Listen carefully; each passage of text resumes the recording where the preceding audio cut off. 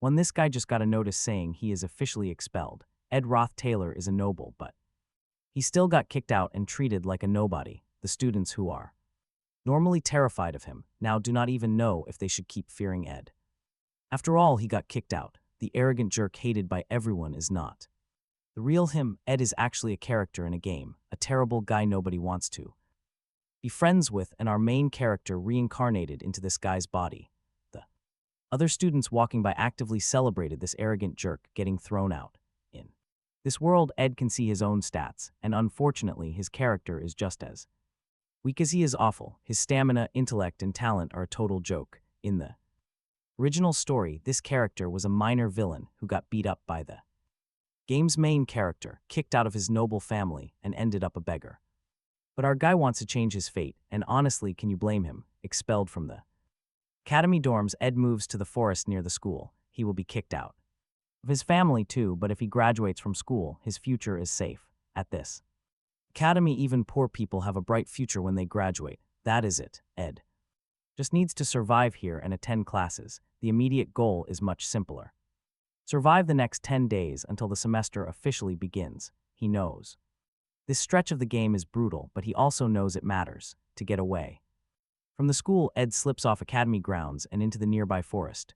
Day 1 is incredibly rough. He tries cutting logs and moving them with magic, but his reserves are so thin that basic effort leaves him totally drained and hungry. He attempts to make stew from tree bark, a recipe from some old story his grandfather told him, and it goes about as well as you would expect. The bark is inedible. He files that harsh lesson away and moves on. What he can do is build. He cuts logs, constructs a frame, puts it all together piece by piece, and by the end of it, he has a decent shelter. His stats tick up slightly and he earns a small achievement. It is not much, but it tells him something incredibly useful. He may be terrible at magic, but he is good with his hands. He leans into it. He crafts a harpoon. Unlocking another achievement, heads straight to the water and catches several fish. He cooks them, eats properly for the first time in 2 days, and for a moment things feel almost manageable. Suddenly he hears someone behind him. He turns and it is Princess Phinia, third princess of the Klol Empire, and the person who exposed his cheating during the entrance exam. She is the literal reason he lost everything, and from the look on her face, she is not happy to find him still here. Phinia makes her position perfectly clear. Ed is shameless and he needs to leave. The problem is she is not just voicing her opinion. She has the ability to see through lies, which means if she decides to push this, Ed has absolutely no defense. Getting reported by her is not a setback, it is the total end. While she is laying into him, Ed notices his fish catching fire. Talk about bad timing on all fronts. He knows he cannot argue his way out of this, so instead, he does something completely unexpected. He bends down and thanks her, genuinely. Phinia pauses, checking for deception out of reflex, and finds absolutely nothing. That throws her. She knows exactly who the Roth Taylors are, a family with a history of human experimentation, widely regarded as people the world would be better off without. But Ed is in a situation that is a bit different. He has already been cut off by them, which in the context of right now, this academy is the only thing keeping him afloat. If he still carried his prestigious family name, this confrontation would have ended in a much darker way. Once the pressure eases, Ed starts paying attention. Fenya is completely alone, no royal guard, no uniform. He connects the dots fast. This is the class placement exam. The other students are hunting for magical beads, and Fenya desperately wants Class A, but he knows from the game she will struggle to find one by herself, so he makes an offer. Fenya instantly senses a trap. Ed keeps his cool and gives her a simple deal. If he lies, she can have him thrown out immediately. She has nothing to lose here. He tells her exactly where the third bead is hidden, under Merylda's guardian tree, right in the center of the island. She checks it, and she finds it exactly where he said. That messes with her head more than anything. Just 3 days ago, Ed was a disgraced cheater, caught red-handed. Now he is handing over flawless intel with no obvious angle. She has no idea what his play is. The next day, the results are announced. Professor Glass gathers the beads and ruthlessly weeds out any students who brought back the completely wrong items, like magical monster eggs. They get Class F, no arguments. He explains that the actual beads had no magic aura, making them almost impossible to trace. Only 2 were found by Jix and Lordle, the game's actual main characters, then Glast points to the student who brought in the third bead, the one from the guardian tree, and names them. Top of the class. Meanwhile, Ed is down by the river crafting a crude fishing rod from scratch, another minor achievement unlocked. While working, he reflects on his actual strategy. Fenya's absolute genius at reading people did not come from thin air. She spent her childhood surrounded by fake flattery, making her incredibly sharp at seeing through lies. Eventually, no one could trick her. That gift, however, made her life deeply lonely. In the original storyline, she fails this test, suffers through the fallout, and slowly earns the title of Princess of Mercy through pure effort and integrity. No status, no shortcuts. Ed knew all of this. He also knew that handing her that bead directly would help her pass, but it would quietly ruin the plot he relies on. If things change too much, his entire database of the future becomes totally useless, gone. But wait, here is the real twist. That info was never a gift, it was a calculated play. Fenya hides her royal bloodline because she hates special treatment. She wants to earn her own achievements, and that is exactly why she could never take the bead. Accepting it meant her victory would feel hollow. It would destroy everything she believed. Ed predicted she would refuse. Since lying to her was impossible, he found a way to speak the absolute truth and still secure his desired outcome. He merely pointed out the bead. She walked away on sheer principle, allowing another student named Lucy to claim it. Fenya is absolutely furious. She knows Ed never actually lied to her, which means she has zero reason to punish him. He played it clean, technically speaking, which makes it feel so much worse. Ed, however, is completely satisfied. He secured his spot at the school, kept the plot on track, and did it all without telling a single lie. Not bad for a guy who almost got expelled over his morning meal. Back at the academy for the opening ceremony, Ed looks noticeably more. He is relaxed and eating, totally acting like he actually wants to be there. The other students notice this instantly, because the old Ed, remember, was a bully. This new version of him does not match that file at all. He is not faking this either. His goal is simple, just graduate, everything else is background noise, but one girl just cannot stop watching him. She is seriously confused because he looks the same but has a totally different vibe. On his very first day back, Ed gets summoned to the principal's office. He expects expulsion. Wrong. The principal is actually calm and pretty warm. The meeting turns out to be nothing serious. Ed first suspects that Fenya reported him, but the principal's tone makes it clear she knows absolutely nothing. That is a massive relief. But it is also a reminder he must stick strictly to the actual path of the original story. Back out in the quiet forest, his intense daily grind continues. Survival skills sharpen, arrows improve, and he considers enchanting them with magic. One evening, while heading back to his tent after hunting, he suddenly spots a mysterious girl sitting quietly under the massive maralda tree. It is actually the same girl from the ceremony, Janica Failover, the genius spirit sorcerer. She instantly lights up when she sees him and walks straight over to talk to him. She introduces herself and mentions that the old maralda tree has been telling her about him. It has been watching him move through the forest and has absolutely no problem with him being out here. That is reassuring. Ed shrugs, saying even a wild wolf has a soft side. Janica giggles at his dry response, then holds out her hand to offer him a chance. She wants him to touch her spirit. Ed politely passes, no thanks. He says he cannot see anything in her hand and just wants food. With that, he turns and leaves. The real reason he keeps his distance is that Janica is incredibly important in the game's main story. Getting too close to her risks breaking everything he knows. His survival strategy depends entirely on the game story playing out exactly as he remembers. Behind him, Janica summons her faithful spirit companion, Maralda, the massive wolf guardian of the deep forest. Resting against the soft fur, she thinks out loud, Ed is exactly as interesting as Maralda described. One word answers only, but somehow that makes her more curious. She's already sure this is not their last meeting. The next morning, Ed is in a full, desperate sprint just to not be late. His camp is miles away from the academy, making every morning a logistics challenge. But the effort pays off. His stats keep climbing. He handles everything. Lone chores, laundry, rationing. The academy scholarship is absolutely non-negotiable. Meanwhile, Janica has apparently made watching him part of her daily morning routine. The moment Ed finally clocks her, he stops and demands To know why she keeps stalking him, he warns her. Exactly who she is dealing with: Roth Taylor, the notorious Academy. Troublemaker himself, he still tries his absolute best to keep this girl at arm's length. But Janica makes that difficult. She does not judge people based on gossip. Preferring to see for herself, it is an incredibly reasonable stance.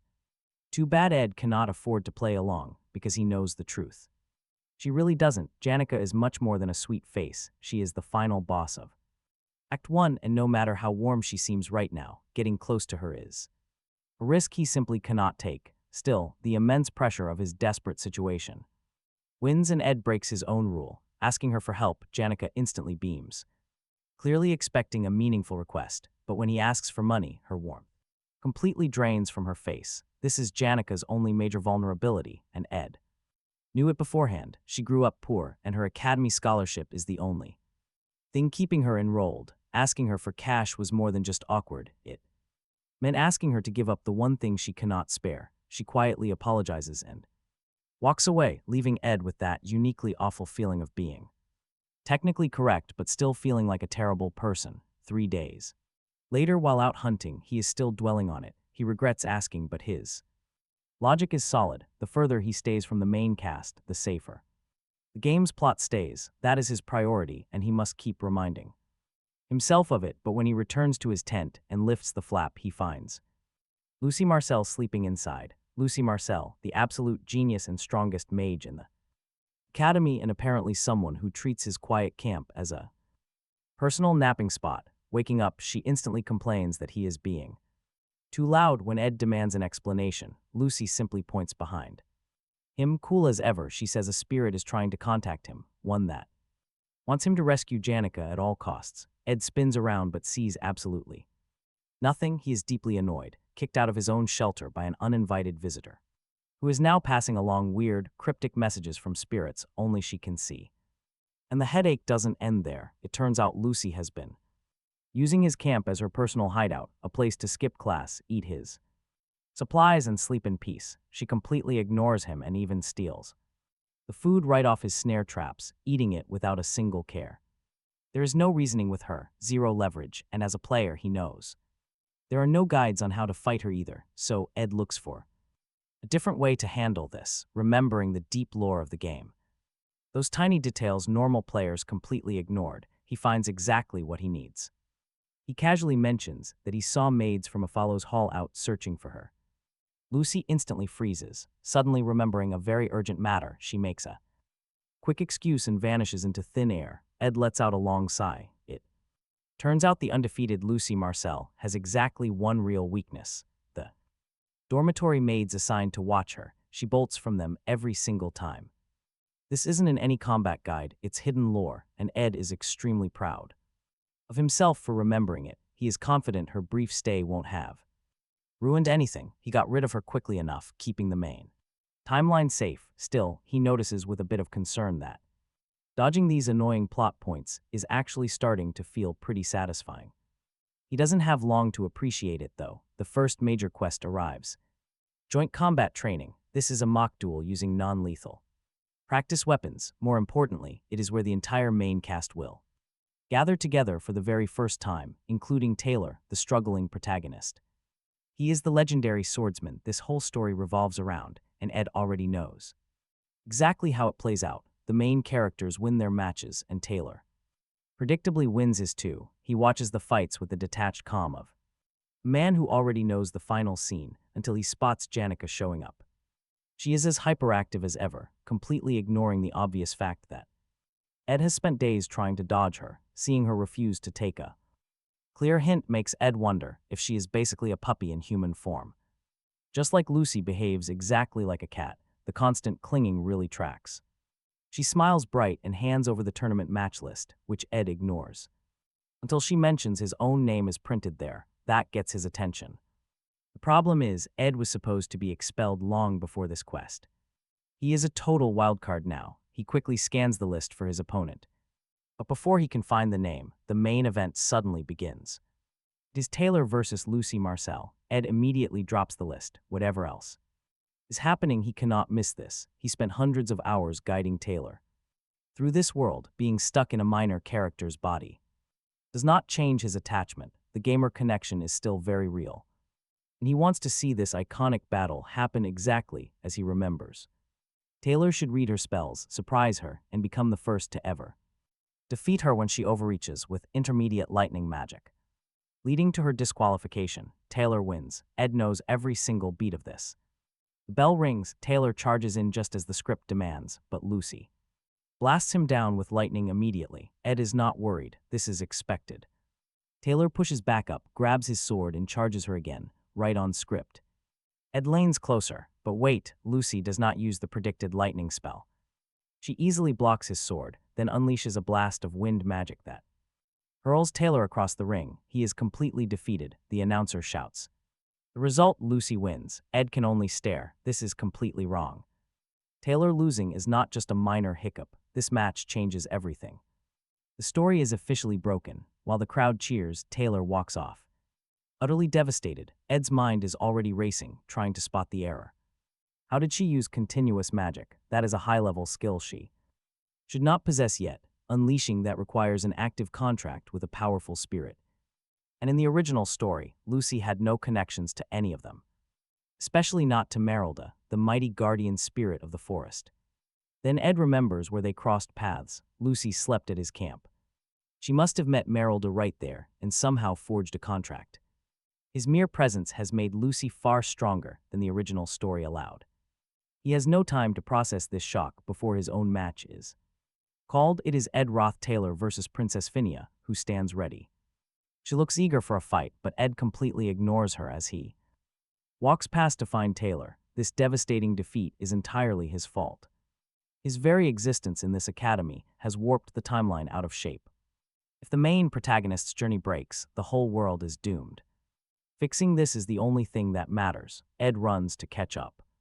Ed corners Taylor to make his case. Do not quit. You are stronger. This academy needs you. This talk is real, but Ed has other motives here. No selflessness here. If Taylor quits, Ed's own survival chances plummet. Things get much worse in this game. He wants Taylor to succeed, but mostly himself. He protects himself first. Meanwhile, look at Princess Phinia. Her insane lie-detecting skill is not some divine gift. She built it herself. She forged it piece by piece, surviving the deadly imperial family politics for years. Constantly being lied to has sharpened her instincts to a razor-sharp edge. It is less a gift and more of a useful scar, but because she earned it, she trusts it completely, which is exactly why Ed presents a major problem for her. Right before their match, they trade pleasantries. He asks her to go easy on him. She laughs. Same to you, she says, but the crowd has decided. They already hate Ed. In the original plot, he bullied Taylor and then randomly cheered for him, which looked incredibly fake. Ed does not even try to argue. He knows the role he is playing, and this bad reputation fits. Then the duel begins. Phinia opens with a basic water ball to test him. She expects a dodge or a quick counterspell, but Ed does something else. He just stands there, takes the hit, then calmly forfeits the match. The arena erupts, cheering for Phinia while booing Ed, calling him a total coward. He politely thanks her for the fight and walks off. This forfeit was planned. Phinia is crucial to the plot, and Ed does not want to ruin her development. He is already focused on tracking down Taylor, because in his mind, Taylor is the one who truly needs protection right now, but Phinia will not let it go. She follows him outside alone, without any escort. She is catching her breath as she confronts him. She wants real answers. She saw right through him. He had zero intention of fighting seriously today. He just wanted to escape that stage, and she cannot wrap her head around it. Her annoyance quickly turns into deep, pent-up frustration. She is completely sick of the fake classmates, the professors, the servants, everything. Ed's actions are just another mystery she cannot solve, and it is driving her crazy. Ed steps in close, places his hands on her shoulders, and tells her to take a deep breath. It works, and Phinia's frustration slowly drains away. Once she realizes how emotional she was acting, she quietly apologizes to Ed. Ed sees that she has cooled down and immediately looks for an escape. He still has to find Taylor, but Phinia is not done talking yet. She opens up about the royal palace, the endless schemes, and the crushing pressure of calculating every single move. It has clearly been wearing her down for years, but even after getting that off her chest, she circles right back to Ed, asking why he targeted Taylor. Honestly, her theory is dangerously sharp. She wonders if Taylor's tragic past made him the perfect target, a tool Ed could use to get himself disowned by his family. She is not entirely wrong, and Ed knows it, but he plays dumb. Explaining now would only make this situation 10 times more complicated. So he keeps his answers vague and his expression completely blank. That goes about as well as you would expect. Fenia pushes him harder. The bully who tried to expel Taylor is suddenly in his corner. Ed keeps dodging. Fenia grows furious with absolutely nothing to pin on him. She lets him go, deeply suspicious, but right at the door. Ed stops and turns. He tells her straight up yes. She must handle politics, but she also needs to rest. This academy is not the palace. She does not have to stay guarded. Fenia has no idea how to react. No one in her life had ever looked at her with such pure, genuine concern before. It catches her off guard, lingering in her mind. Meanwhile, Ed knows his words hit hard, but he keeps moving to find Taylor. Luckily, he has not missed him. He spots him sitting nearby. The defeated hero holds a broken sword, looking totally lost and broken. But before Ed can get close, a familiar figure blocks him. It is Islatress, the game's main heroine, stepping in to protect Taylor. She warns Ed to stay away, but then Taylor slowly stands. Despite the loss, the broken weapon, and the absolute humiliation, he drags himself up to demand why Ed is still lingering here. Ed is not surprised. He has played Taylor's story many times. He knows this is exactly who he is, always rising up. And standing right beside him is Isla, his loyal childhood friend. She is his constant source of strength, so Ed plays it cool. Instead of a sarcastic reply, Ed genuinely praises Taylor's raw skill. He has fought beside him enough to know how great he is. He means every word. He just came to check on him. No dirty schemes, no hidden agenda. With that, Ed walks away. The duo watch him go, completely stunned by his calm attitude. To them, he probably just looks like a total show-off. He does not care. He is barely outside when it happens. A massive explosion suddenly rocks the corridor, shaking the entire building. Ed smiles. In the game, this is the main event. The legendary showdown between the wealthy Lortle and Janica Failover is starting. In the original story, the main characters were watching from inside. But Ed completely changed that. Now they are out here instead. Yet the duel proceeds, and they can witness the sheer power. The script has shifted completely, but the plot rolls on anyway. And the battle itself is straightforward, a massive elemental clash. Janica's overwhelming fire spirit completely overpowers Lortle's freezing ice magic. The crowd roars, but Janica feels absolutely no joy in victory. Seeing Lortle carried off by medics triggers a wave of heavy guilt. She secretly used a forbidden mid-level spell to win the match. Nobody noticed, but her guilty conscience is absolutely eating her alive. This single change ripples far beyond. Lucy has now defeated Taylor. Janica ends up as the sole winner. Ed watches the aftermath. He knows Janica's life is about to get a lot more complicated. But honestly, a busy Janica is one less threat for him. Just keep them away from his camp. That is his only plan, no more. No more main character drama. 2 full weeks pass. Ed blocks out the noise and works on himself, his stats. Climb, his body grows stronger. He wants survival. No help needed from anyone else. Then Janica finds his camp. He is bathing in the river when she sneaks up, which goes about as well as you would expect. After the yelling stops, they sit by the campfire together. Janica admits she loves this hidden place, calling it a secret base. Then she asks for his honest opinion. Ed asks why she wants his advice when she has friends. That is exactly the problem, she explains. After the duel, she cannot stop thinking about Lortle, the illegal spell, the injury, the guilt that remains. Her close friends would only tell her she did the right thing. She wants the real truth. Ed gives it to her plainly. If she thinks she should apologize, she should apologize. Feeling bad solves nothing, and neither does having friends comfort her. The mistake already happened. Janica smiles at that, genuinely. She says it is a relief to hear someone speak so honestly. Then she gets thoughtful. Mentions she has noticed how different Ed is from last semester. She remembers when he asked her for money. Most people back then would look visibly desperate. Ed did not. Something in his posture warned her to keep her distance, which she found quietly fascinating. She tells him she genuinely likes him and wishes others were like him. For Ed, it is a weird compliment to hear, but not unwelcome.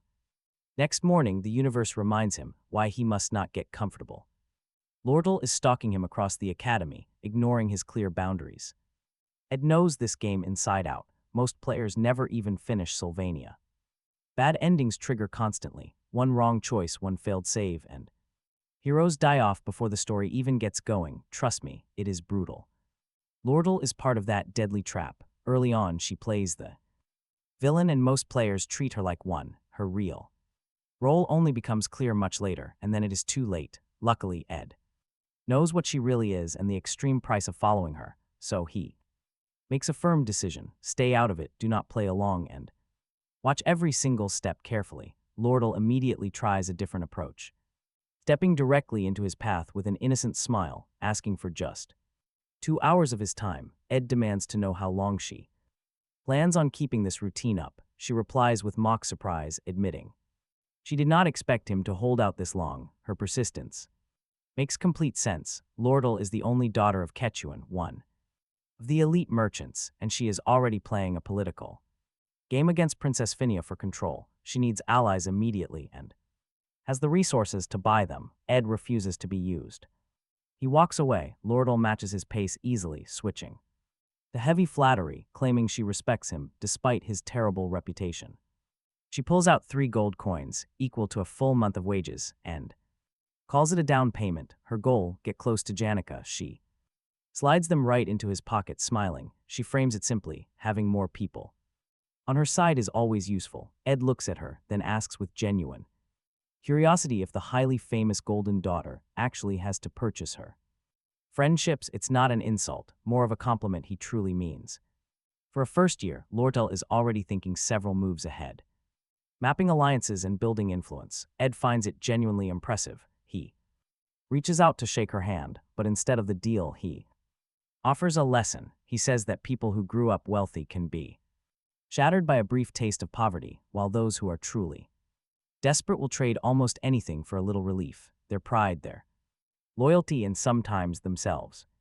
Exploiting that desperation is easy, but he is not desperate, and he is not interested. He pulls the gold back out, places it in her palm, and walks away. Lordal watches him go, stunned and yet entertained. Honestly, Ed's pretty annoyed at himself. That money would have helped, but changing the plot is a risk he cannot take. That night, Janica visits Lordal's quarters. Lordal greets her with a playful smile, saying she did not expect a visit. They have not spoken since their duel, and Janica immediately apologizes. She used an intermediate spell during the joint combat exercise, breaking the rules even if unintentionally. She notices Lordal is still injured and points it out. Lordal waves it off. Then Janica, with a knowing grin that says she already knows, asks how the talk with Ed went. Lordal plays dumb, but Janica does not let her. She mentions almost casually that her spirits love to eavesdrop. She does not usually encourage them, but they do what they want. Lordal goes quiet. Janica leans in and, using her authority as a senior student, calls out exactly what Lordal was doing, using gold to buy loyalty. She makes it clear that real bonds do not work that way. To twist the knife, she brings up Ed's reaction, framing it as something far more genuine than Lordal's schemes. Janica laughs at herself almost immediately after, realizing she went a bit overboard with the senior authority act. Maybe she bragged a touch too much. On her way out, Janica stops to apologize again for the rough training session, then adds that she is determined to finally summon a high-tier spirit herself. All she needs is to keep pushing. Lordal watches her leave, thinking it over. She's starting to see Janica more clearly now. That cheerful attitude is not a fake front, but it is armor, a way to survive in this world without letting it show. Even so, something about Janica feels off, like she is carrying a heavy burden she cannot shake. Meanwhile, Ed is back at his camp doing laundry when a gust scatters everything. The culprit is Belle Maya, senior maid of Sylvanus Worst dormitory, the very woman who once threw him out. She eyes his current setup. Even she seems surprised, admitting she is quite pleased with what she sees. That is huge praise coming from someone who expects absolute perfection as a standard. From cooking to cleaning, everything must be spotless, but Ed barely even hears her. His gaze goes straight to the basket in her hands, packed with premium ingredients. Belle caught him staring at the wild ingredients she gathered. telling him not to be shy. He reaches straight for her basket without saying a single word. She hands it over, and he immediately builds his new tools. He preps food and builds up his supplies. By sunset, he is finally finished. It was a remarkably productive day, and for a moment, things are actually peaceful. That peace ends when something crashes from the sky, completely crushing his entire tent. Lucy is standing there. Ed is absolutely furious about nearly being killed. Not to mention, he just lost a camp he built with his own hands. He demands answers, and Lucy explains. Belle was apparently in a terrible mood today. After catching Lucy skipping class, causing her to panic and teleport away in fear. Ed's camp paid the price, yet she does not seem guilty about it at all. Instead, she casually asks if he has any beef jerky. Ed immediately smacks her. What actually surprises him is that she does not even try to block it. No shielding reflex at all. Lucy admits she is completely drained of magic, meaning she has zero leverage. Ed decides to fully make the most of this. He gives her a massive lecture on skipping class and destroying his camp. Later, Ed hits the library to study construction. He covers structural planning, finishing, and roofing with extreme care. So focused, in fact, that he almost misses the library closing time entirely. As he packs up, a girl approaches, praising his dedication to studying. Ed mistakes her for an apprentice and quickly apologizes. She waves it off, saying his focus actually inspires her to work harder. Introducing herself as Elka, she explains she is a first-year magic student. But when Ed shares his name, she completely freezes up. He is used to it. His bad reputation always seems to arrive before him. Elka recovers quickly, admitting he is nothing like the crazy rumors. She is amazed by how quickly he reads. Studying high-level elemental magic at this speed is simply insane. Before heading back to her dorm, she promises to root for his success and safety. It is a small gesture, but Ed appreciates it. Then, the entire floor violently shakes. Countless books cascade off the shelves, burying both of them in the absolute chaos. Something massive has just happened, a disaster big enough to change everything on campus. Everyone is already fleeing toward the designated safety camp. Leading them is Taylor, the main protagonist. Ayla stops. She stares at the massive scale of the disaster, remembering an ancient spirit text. Her deep academic knowledge allows her to cut right to the terrifying truth. This chaos is not random. It is an active summoning ritual for a dark entity. Specifically Glaskin, the highest-ranked dark spirit, being summoned by none other than Janica. A beloved student whose deep connection to spirits allowed her to attempt this madness. But she is no longer in control. The dark force has completely consumed her. Now possessed by the spirit, she has officially become the final boss of Act 1. Phinia knows exactly what this means for the camp. The barriers are failing. Time is rapidly running out. Taylor quickly pushes everyone toward the student center, warning that if Glaskin manages to fully manifest, people will die. The Royal Guard captain desperately tries to keep the panicked students calm, promising them that expert mages will arrive soon, but Elvira Aniston from the alchemy department quickly crushes that hope. Principal Abel is out of town. That dark spirit will not wait. They must take action right now, she demands volunteers. The entire room falls dead silent. Clavius, a combat student who knows exactly what is waiting inside that building, wants absolutely nothing to do with it. He explains the situation plainly. Intermediate spirits guard the perimeter, along with two high-ranked threats. Tarkin and Velocifer. Going in there is not brave, it is suicide. Elvira cannot wrap her mind around how a student caused all this. Ayla steps in with answers. Dark spirits are the natural enemies of spirit sorcerers, easily overwhelming even the most highly skilled handlers. Janica likely lost control when things got out of hand, and now Tarkin and Velocifer are leveraging her rare abilities to summon Glaskin, but who is pulling their strings remains a mystery. You can practically feel the tension rising as Jix cuts in. He snaps that every single moment wasted debating is a step closer to disaster, and only Phinia can make this choice. Everyone stares at her. Phinia hesitates, remembering Ed's heavy words about the massive burden she carries as a leader. Then she takes a breath and gives the order. Top students from each year and the Royal Guards have 1 hour to prepare. They must rescue Janica and destroy the ritual before Glaskin arrives. She will take full responsibility for whatever follows. Right then, a breathless student rushes in. The academic staff cannot assist. They are currently defending Audrey Hall to secure the valuable Potion archives, Vanya asks if anyone is left, before getting an answer. Another terrified, trembling girl rushes up. There is an emergency in the library. Elka, the apprentice librarian, is trapped inside. Alongside a sophomore, hearing this, Jix completely loses his composure. He grabs the girl by her shoulders, demanding to know if Elka is safe. She confirms it and his mind is made up. He is going in. But Vanya blocks him, arguing that saving Janica remains their main priority. Especially since Elka is not alone, Jix is not reassured. He refuses to trust his best friend's safety to some random stranger. Vanya asks the messenger girl who the sophomore is. The girl freezes. Struggling to speak under pressure, Jix presses her hard. Finally, she stammers out the name, Roth Taylor. Instantly, the entire room goes dead silent. The girl breaks down in tears, apologizing repeatedly. She left early because Ed was staying late and his creepy presence had completely unnerved her, leaving Elka alone. That is it. Jix's worry hardens into something much worse. We all know Ed's reputation is the last thing that brings comfort. In a crisis, leaving his friend alone with that guy in a collapsing library is something he simply cannot accept. Vanya quickly tries to suggest a solution. Telling them to trust Ed falls completely flat. It is like a bad joke. Everyone freezes. Jix is not laughing. He is already moving, launching himself straight into the air. He slices through dark spirits, rushing toward the library, screaming for Ed the entire time. To understand why Jix is so incredibly worked up, we have to look at his past. He grew up completely alone on the cold northern prairies, with zero family memories. He survived solely by scavenging dead bodies and selling deer meat. People kept their distance from him, and the feeling was pretty mutual.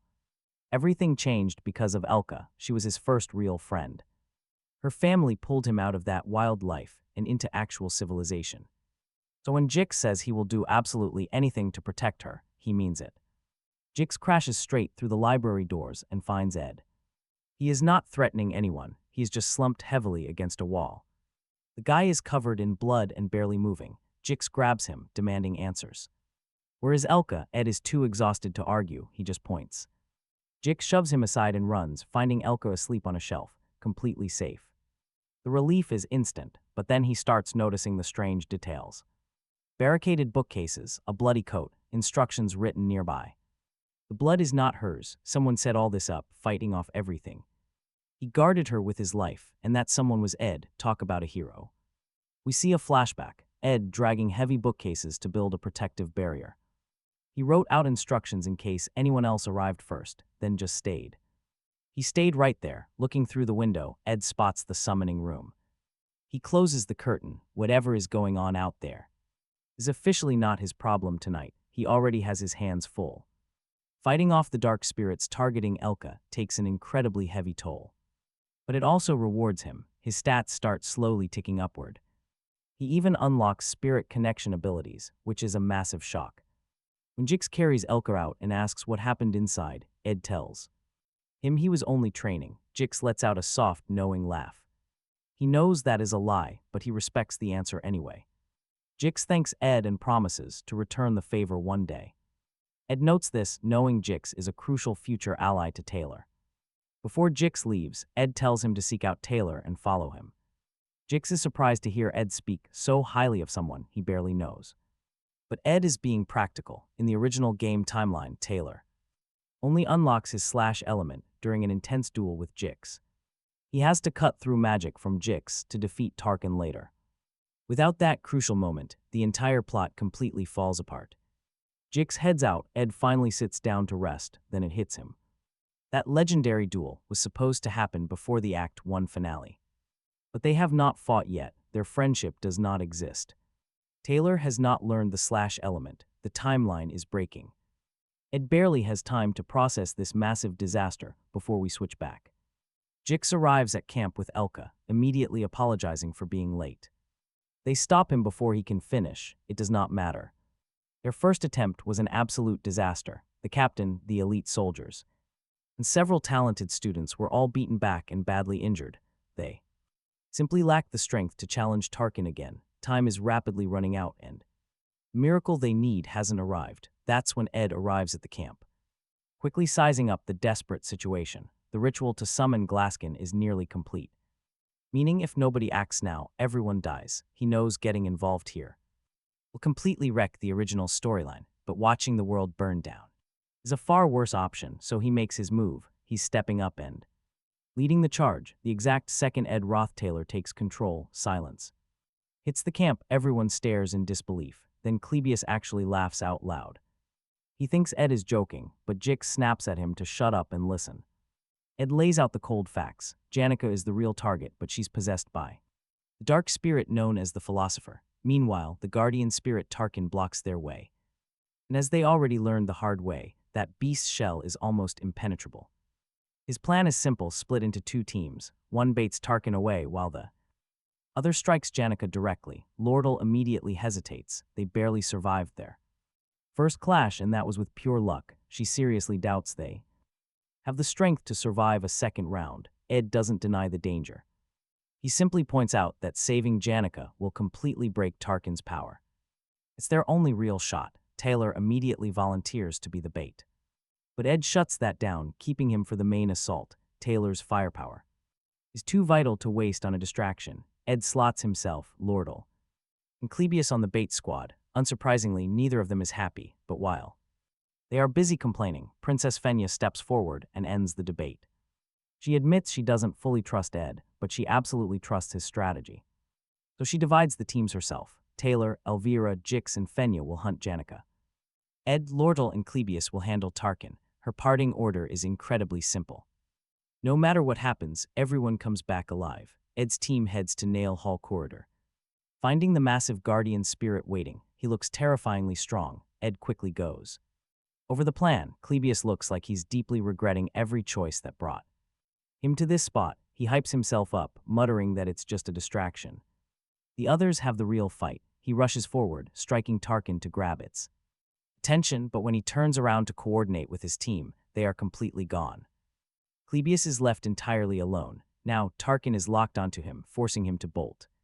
He's absolutely screaming in rage. From a safe distance, Ed calmly watches Clebius sprint for his life and tells Lordle to concentrate on her spell. She half jokes about leaving him behind, but Ed shuts it down. Nobody gets hurt on his watch. He actually understands Clebius much better than the guy understands himself right now. That cowardice is real, but so is his potential. Now, with Tarkin fully occupied, Ed unleashes Lordle to do her real job. She quickly steps into position near the corridor wall, letting her powerful magic pool. Her task is to blast a path right through the barrier and hit Tarkin hard. As she channels the energy, she finds herself thinking about Ed. He has a terrible reputation, but the man standing beside her doesn't fit the rumors. Shaking it off, she unleashes a massive blast, blowing open a direct pathway to where Janica is held.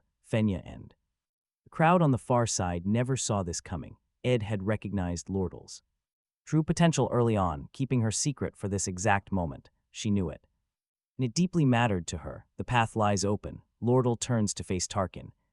Right on cue, Clebius comes sprinting back toward them, shouting apologies and begging for urgent backup. With Tarkin hot on his heels, Ed realizes fast that Tarkin's shell is the same massive problem as before. Nothing pierces it.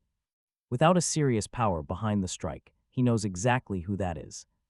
So he heads straight for the roof. Up there he finds Lucy fast asleep. She's not supposed to be anywhere near this battle, but the timeline has already drifted far enough from the original story that Ed considers her fair game. Opening a pouch of beef jerky, he tosses a piece into her mouth to wake her. Then he throws her directly at Tarkin and shouts for everyone to hit the dirt. Lucy, furious and awake, lets fly her high-tier ability, Divine Punishment. It shatters Tarkin's shell wide open. Ed does not wait. He charges in to land the finishing blow, while the spirit lies exposed. Meanwhile, Janica has spent her entire life being a symbol for others, her family, her mentors, her friends, all deeply proud and constantly expecting greatness. For her, life has been an endless wait, stretching back to childhood. Those painful memories still echo in her mind when the stone wall explodes and the rescue team bursts through, yet she looks far from relieved.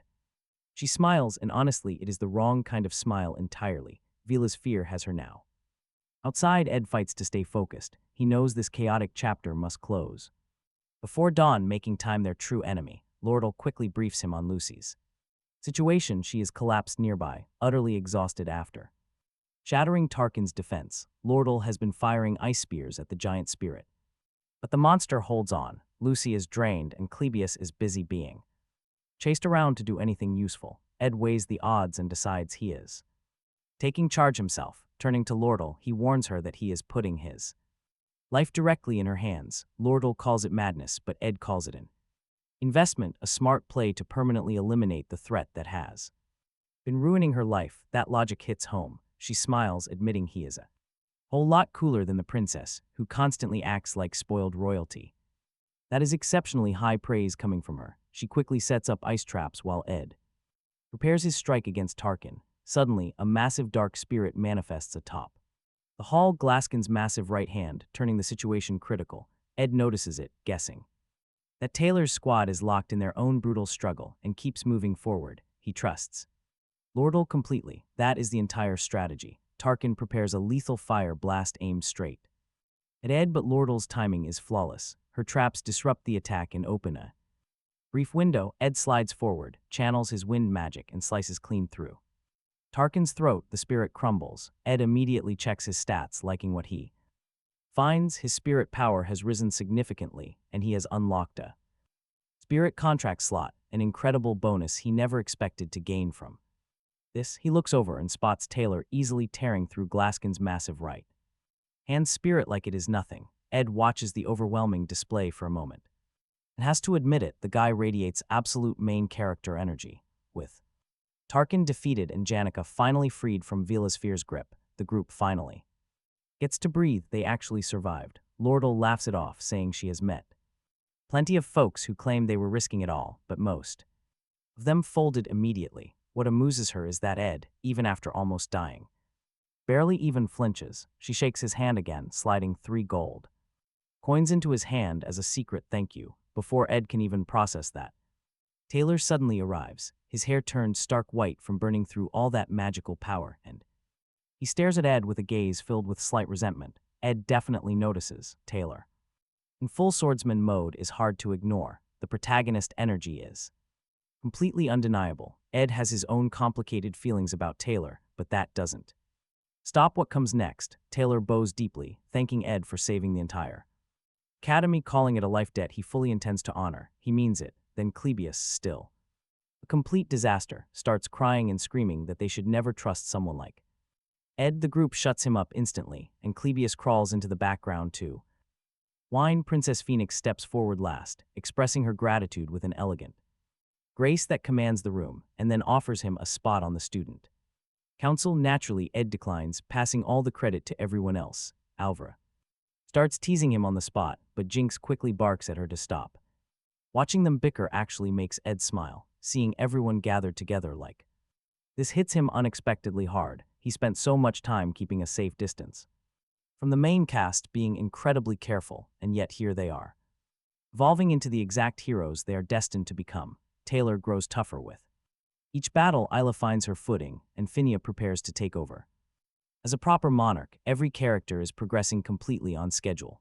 Ed quietly slips away from the crowd, heading down the dark hallway to find Janica. He knows the main plot has warped slightly, but his mission remains unchanged. Fade into the background. Guide the heroes and let them shine. He finds Janica curled up inside a wooden chest in the wreckage, bruised and terrified, asking the others why Janica lost her mind. Lordle offers up a pretty solid theory. She had visited Janica's room and saw walls entirely covered in letters and notes, the floor literally piled high with gifts from outsiders who demanded great achievements from her.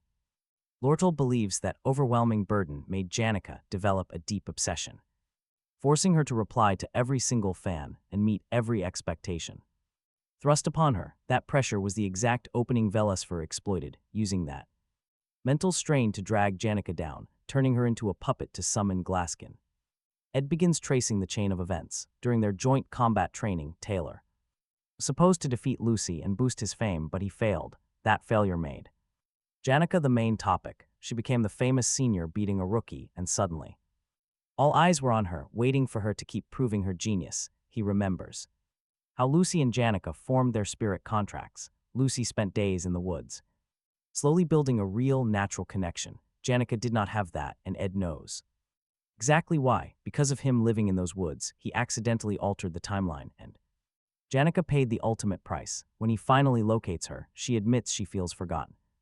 Even after all of this chaos, not a single person came looking for her. She genuinely expected them to. Ed sits beside her and coaxes out a quiet chuckle from her lips. She confesses she never expected him to find her so fast, saying she just needed a little more time to herself before completely breaking down, which really hits him. Ed tears up as well, thinking back to when the spirit wolf Merylda told him to save Janica someday. He understands now, it is not about the battle but this. Everyone else in Janica's life has only brought pressure and crushing expectations. They wanted gratitude and performance. Ed kept his distance, which somehow made him the only person she did not have to perform for. The rest of it finally clicks too. Janica rushed that high-rank spirit contract because she felt she had to. She was studying late every night and replying to every letter, desperately holding herself together for the crowds, but the moment she reached too far, Velusfer was waiting right there. On the outside, she met every expectation. Inside, she was barely holding on. Ed looks at her, seeing someone who worked so hard only to end up here, and finds it both painful and quietly beautiful. He tells her she worked hard, simple as that, and he truly means it. Outside, the other main characters are celebrated. But inside, it is just Ed and Janica. His words finally break through. She starts crying. Then something Ed never expected happens. Every single one of Janica's spirit companions materializes in the hall. He's watched this scene play out countless times in the story, yet he has never seen them here before. Seeing them now proves that something has fundamentally shifted. He is not just observing anymore, he is living the moment, and the game registers it too.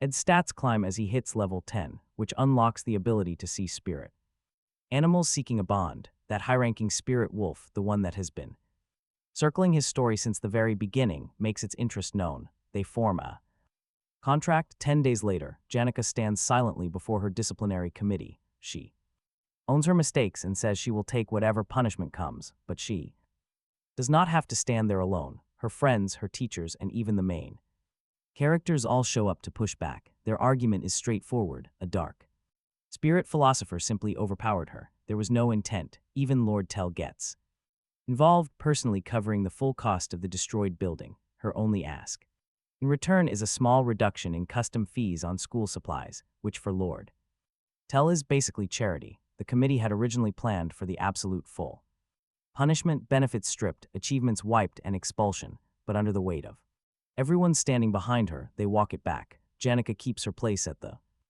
academy on probation, with a light suspension in place of everything else. Her friends are relieved, but they can still tell something is still sitting heavy on her. So they put together a tea party, quietly agreeing to keep the incident completely off the table. Then mid-party, completely out of nowhere, Janica asks about the difference between loving someone and simply liking them. Her two best friends, Anna and Sinclaira, go completely still. They ask very carefully where this is coming from. Janica tells them she has been dreaming the same dream. On repeat, a garden, beautiful flowers, and herself looking like someone from a storybook holding a flower crown she made for a friend. That friend arrives on horseback. She places the crown on his head, and they spend the afternoon together. Every single time, it is exactly the same. She smiles, describing it, and Anna and Sinclaira immediately recognize the danger. This is the very edge. One slip up about Janica's real feelings, and the truth could come crashing down. Panicked, Annie's invents a fake errand with a professor and flees. She runs before anyone can stop her, leaving Clara completely alone. Clara is left completely alone with Janica. She knows what is at stake. One wrong move, and Janica becomes campus gossip. But Clara stays calm, gently telling Janica that some confusing emotions do not need easy labels, and the best path is to sit with them. She tells Janica to sit with them instead of forcing fast answers. It is for her own safety and to protect her closest friends. Janica takes it to heart, thanking her sincerely for the advice.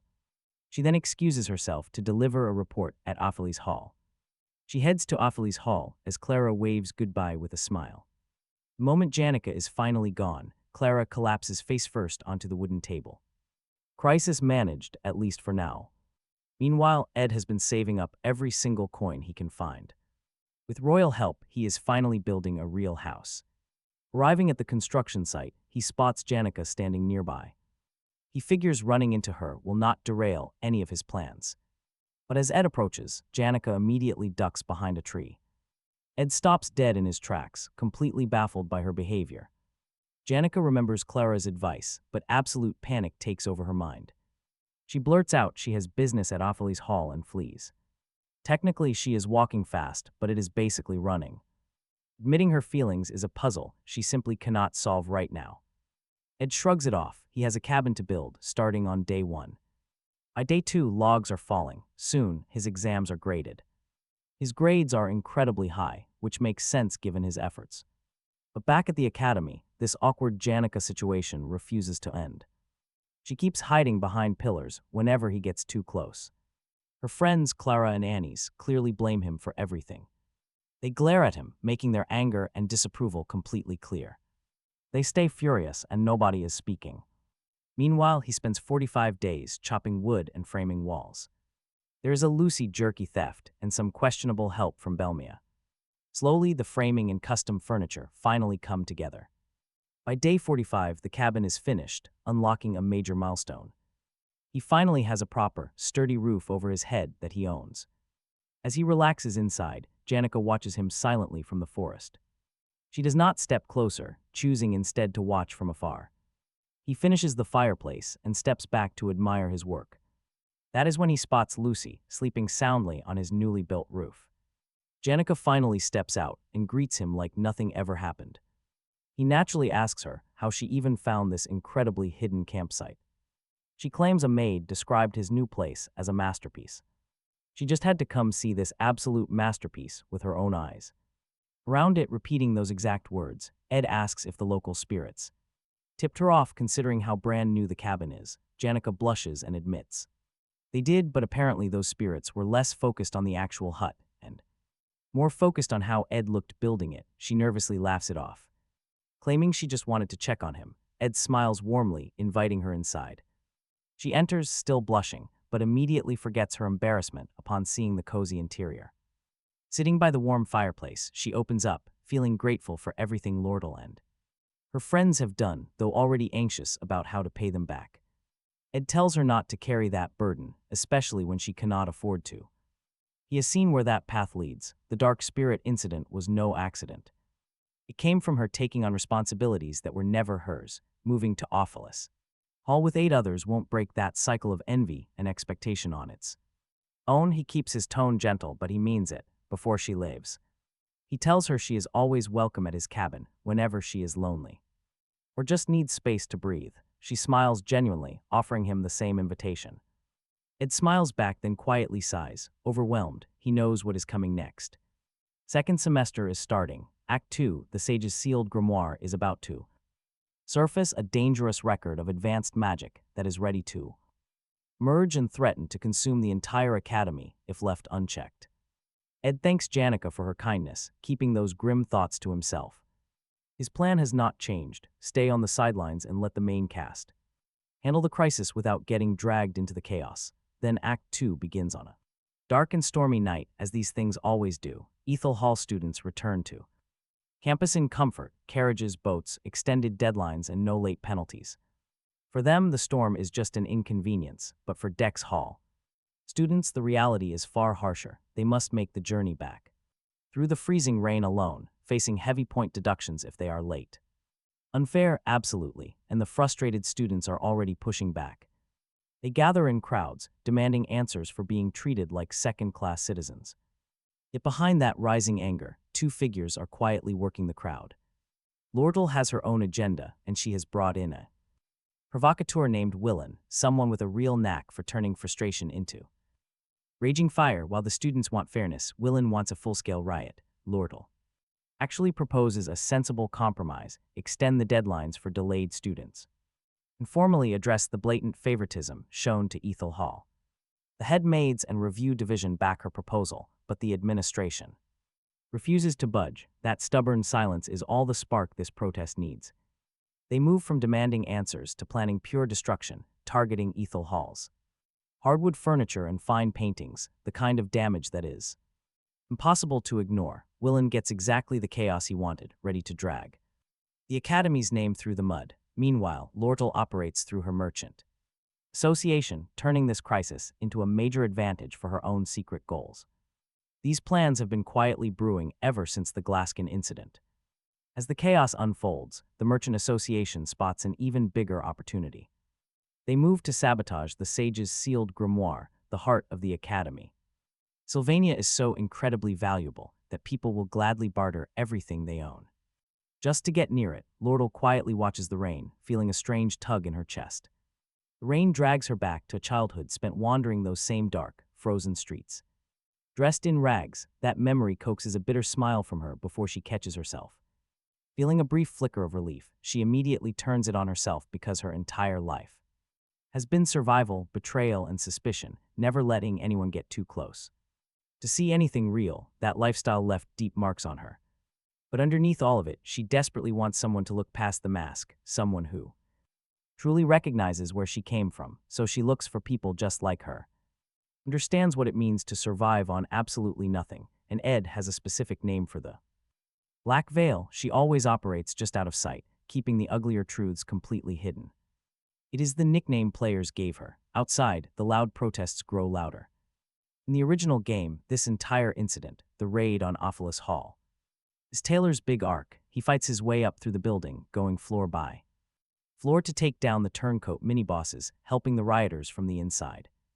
5 floors, 5 fights. The first boss he encounters is Tote, nicknamed the Decoy. Tote is a bitter, arrogant student who gets thoroughly humiliated by Taylor's main crew early on, and Lortle uses that exact resentment to buy up his complete loyalty. His job during this raid is simple: kidnap the maid guarding the ground floor, then smash open the heavy front gates of Ophelis Hall. Once the entrance is breached, Willen has his green light to lead the rioters inside. After that, Tote's main job is to stall Taylor at the entrance, buying precious time for the angry mob to storm the 4th floor and declare complete and total control of the building. But when Willen finally reaches the higher floors and looks back at his inside man, he doesn't find Tote. He finds Ed Roth Taylor instead. The original script has been rewritten. Talk about a massive plot twist. Ed walks us back to how he ended up in this mess. 2 days before the raid, he was in the forest, struggling to hunt with a basic bow. No combat skills, no natural talent, just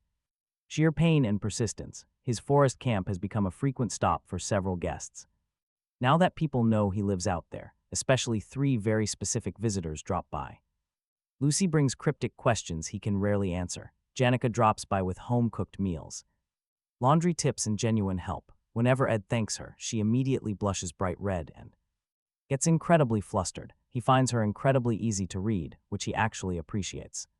She acts nervous when Lucy is around, and then there is Lortle. She only visits late at night, not for social calls. Ed figures it out quickly that she is building a massive network of people to use during her upcoming raid on Ophelis Hall. One night she lays it all out, asking for his help to take the facility down from the inside. Naturally, Ed's first instinct is to refuse. His entire survival strategy relies on the original timeline running its course and interfering. Feels like messing with a complex system he does not fully understand. But then Lord mentions that Tote collapsed after a run-in with Taylor, instantly catching his attention. In the original storyline, Tote was always supposed to lose that fight, brutally but predictably. Yet, what actually happened was far messier. Tote insulted Taylor by comparing him unfavorably to Ed Roth Taylor, which set Jix off in an entirely unexpected and unplanned way. The beating went too far, but Lordle just smiles. She plays him perfectly, explaining that she only needs a very small favor. Just swipe some keys from a maid and unlock the doors when the protesters arrive. Ed quickly calculates the risks. If those doors stay locked, the whole plot crashes. He hates this. Still, ruining the main plot would be far worse. So he agrees to help, but strictly from the sidelines. Absolutely no spotlight. Absolutely no spotlight. Lordle simply nods, tossing 20 gold coins to seal the deal. Ed takes the cash, mostly because his actual survival options are pretty thin. Later, staring into the campfire, he tries to process the sheer madness of it. The chaotic protests, the locked hall, the battle for a legendary grimoire. It is a massive financial scheme, terrifying but also incredibly clever. But the real war is silently brewing between Lortle and Princess Phinia. Lordal has formed Merchantry, a powerful alliance of businessmen. Their goal is to clash directly with Princess Phinea's powerful student association. Everything hinges on Taylor's choice, but Ed wants no part of it. His plan is simple: lie low, back the winner, and survive. Suddenly, before the storm hits, Janica pays a surprise visit. Her suspension is almost over, and she is finally moving back home. She dropped by to say thank you and leave some leftover gear. Just simple cushions and pillows. Ed accepts them happily. She suddenly notices his pet sitting out in the cold, pouring rain. He knows why. She has a deeply personal, silent ritual on rainy days. It is a quiet habit tied to her past, but he gently tells her not to worry. Somehow that vague answer touches her. He immediately asks for a quick favor. He knows the protest is coming, and the magic barriers will soon trigger. Once triggered, the ancient runes will lock everyone inside the building. He wants her safe, so he asks her to meet him outside.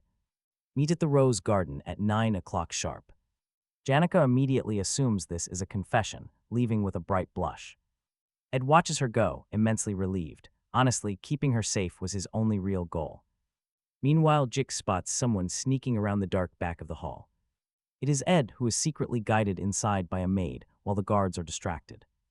The entire staff is busy trying to handle the massive, angry crowd.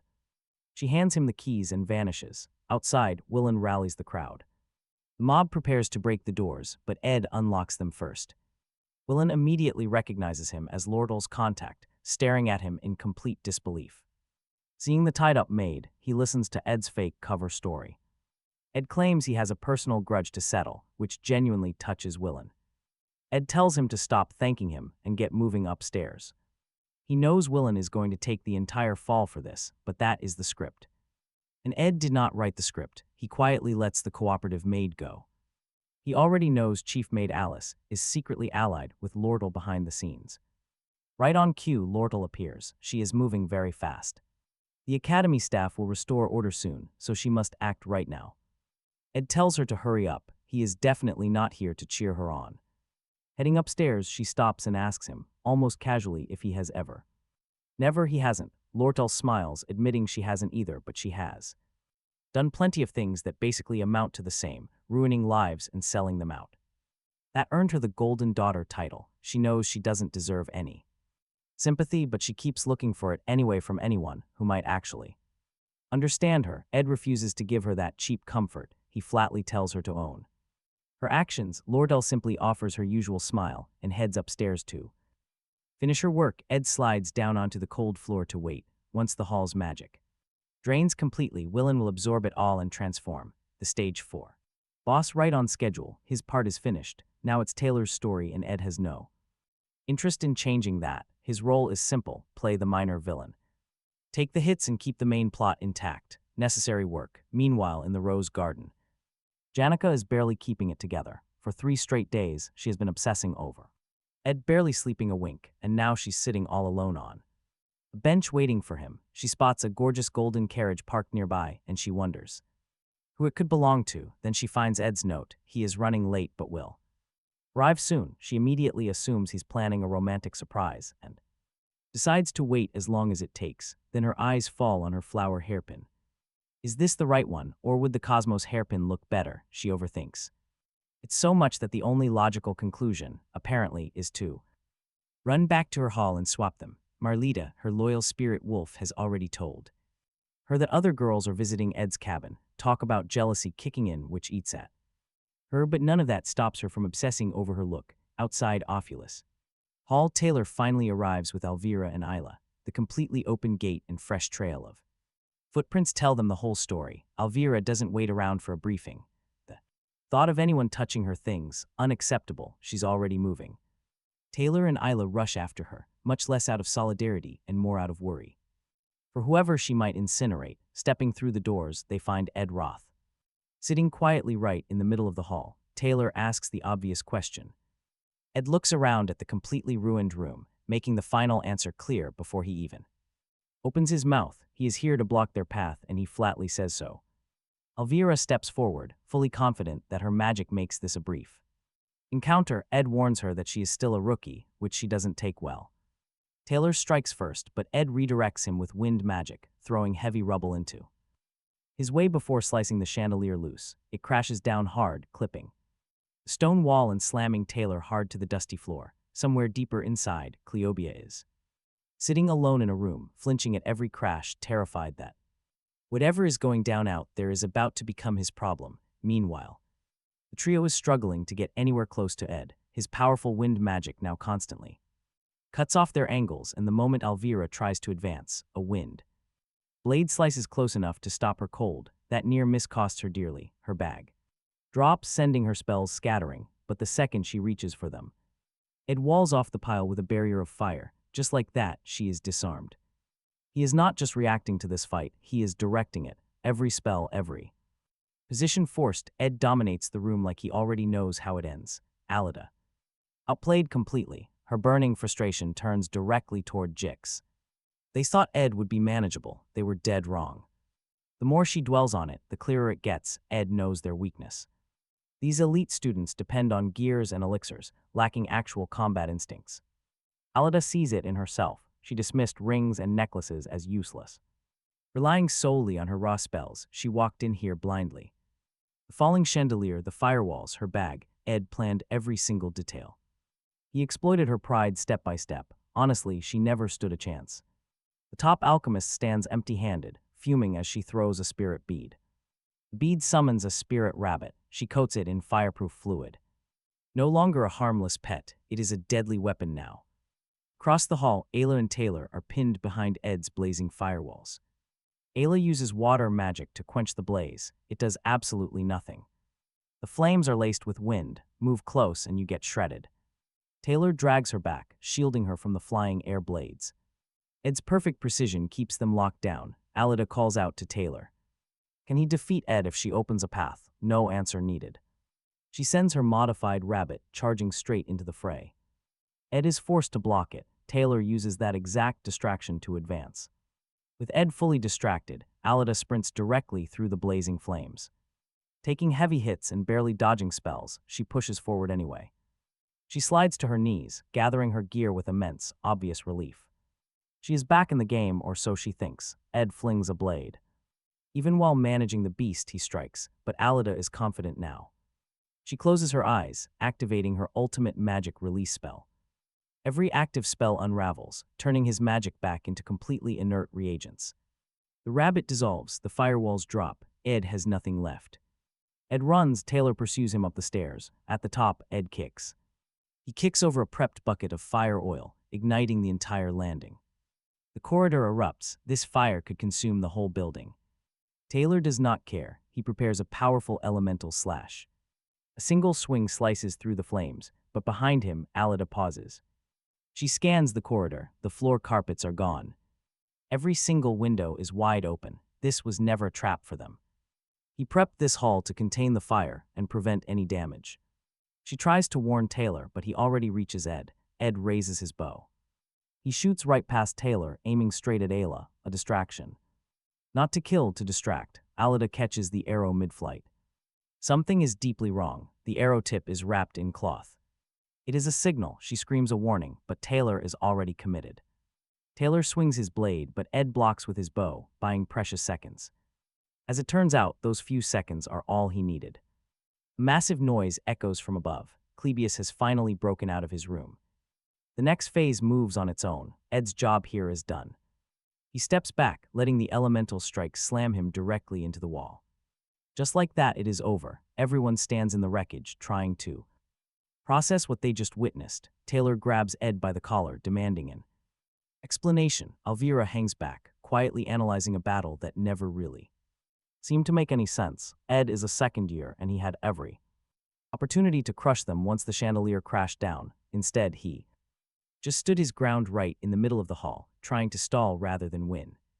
Frustrated, Taylor shoves him back. Ed is completely beaten up and barely standing, yet he tells them in a quiet, steady voice to stop wasting time and head upstairs before things get worse. That hit like a slap. Elvira immediately spins on him, demanding to know why he blocked them if he was just going to send them up anyway. Taylor and Illa join in the interrogation. Nobody is budging until they get some real answers. Before Ed can speak, the main door swings open. A girl steps inside from the pouring rain, her hood up, freezing in her tracks. She sees Taylor, Elvira, and Illa standing over a battered, bloody Ed in a ruined foyer. It is Janica. She had been waiting for him out by the rose garden, thinking he might be near the pavilion. She was definitely not expecting this. Her voice pierces the quiet hallway, demanding to know what happened to the place. And to Janica, Ed is not just an acquaintance. He is the person who made her feel valued, whose incredibly direct way of moving through life stuck with her long after the Glaskin hunt ended. He has a way of making tough problems seem simple just by being there, looking at him right. Now everything suddenly clicks. He had sent her far away from a phallus hall. Tonight, not by chance, but deliberately, knowing she had already taken the blame for the Glaskin incident before. He was trying to protect her. That truth hits her hard. He never asked for a single thing in return, but she is here now, and she is not leaving him behind. Janica slowly pulls out her hairpin, sets it aside, and the room's energy completely shifts when she speaks again. It is definitely not a question. It is a cold demand to know what they think they are doing. Her chilling tone makes it clear this is not just Ed's fight anymore. Taylor, still processing, says he is glad she is safe, then explains the situation. Rioters have seized a phallus hall, and Ed spent the entire night blocking access to the upper floors. Taylor believes Ed was desperately covering for someone up there. Elvira is the first to realize it. Janica is not on their side. Suddenly, Janica's magic explodes outward, a massive pressure wave that turns the entire hall into a wind tunnel. Ed yells her name, but she replies with an eerie calm that everything is fine, but it is definitely not. A whole army of intermediate spirit beasts suddenly materializes, and Taylor's group freezes instantly. It is the terrifying kind of stillness where their bodies have already decided to run, even if their brains are lagging behind. Elvira senses the danger first and immediately calls for a quick retreat. Janica, she warns, is on a completely different level, but Taylor refuses to back down. Of course he does. Elvira tries reasoning, but he will not budge. That is Taylor for you, treating an impossible challenge as a personal invitation. But then Ed moves. Despite his injuries, he grabs Taylor, throwing him out of harm's way just before one of those spirit beasts finally connects, prompting Ed to order everyone to go upstairs and stick to their original plan. It feels completely bizarre, because this is the very man who stood in their way for hours, physically blocking them, is now the guy telling them to hurry. Elvira naturally hesitates, but Ed just gives her a gentle bonk right on the head, tosses her chemical pouch back, and tells her again to go. They get it, they run. Once they leave, Ed turns directly to Janica. She's still lost in her summoning, wild spirits swirling around her. When she finally notices him, she tells him to back off. She has got this under control. She insists he does not need to push himself anymore. Ed just mutters her name and places his hands firmly on her shoulders. That stops her dead. He has never touched her like this before, and the sudden touch instantly breaks her spell. In a completely worn-out voice, he begs her to call off the spirits. The wind is simply too strong, he admits, confessing he can barely stand. That is honestly all it takes. Now, Janica looks right at him, truly seeing his condition, and lets the magic vanish. The massive beasts dissolve, leaving the hall silent. From the stairs, Taylor's group watches in sheer shock. Seriously, Ed just talked down all that terrifying power in under 30 seconds. He looks up at them, telling them to hurry because time is running out. Then, having exhausted every single drop of remaining strength, he suddenly collapses. Later on, they are sitting together as Janica tends to his wounds. She is super annoyed, but it is obvious she is just incredibly worried. Her anger is aimed squarely at Taylor and the others for leaving him in this state. Meanwhile, Ed casually suggests they get some payback the next time they run into them. That idea definitely does not calm Janica down. Instead, she forces him to promise he won't get hurt again. Ed genuinely thanks her, feeling completely satisfied. Things got pretty messy, but the main job is done. He gets up to walk back to his camp, but Janica quickly stops him to bring up a strange detail. She saw a grand carriage parked by the garden, adorned with a golden crown. Ed freezes. Instantly, he recognizes that emblem. It belongs to the Golden King, leader of the massive merchant association's elite and the foster father of Lordle. The major issue is that in the original game, the Golden King only appears later in Act 2 as a side antagonist, who eventually gets taken out by Lordle herself. He has absolutely no business being here.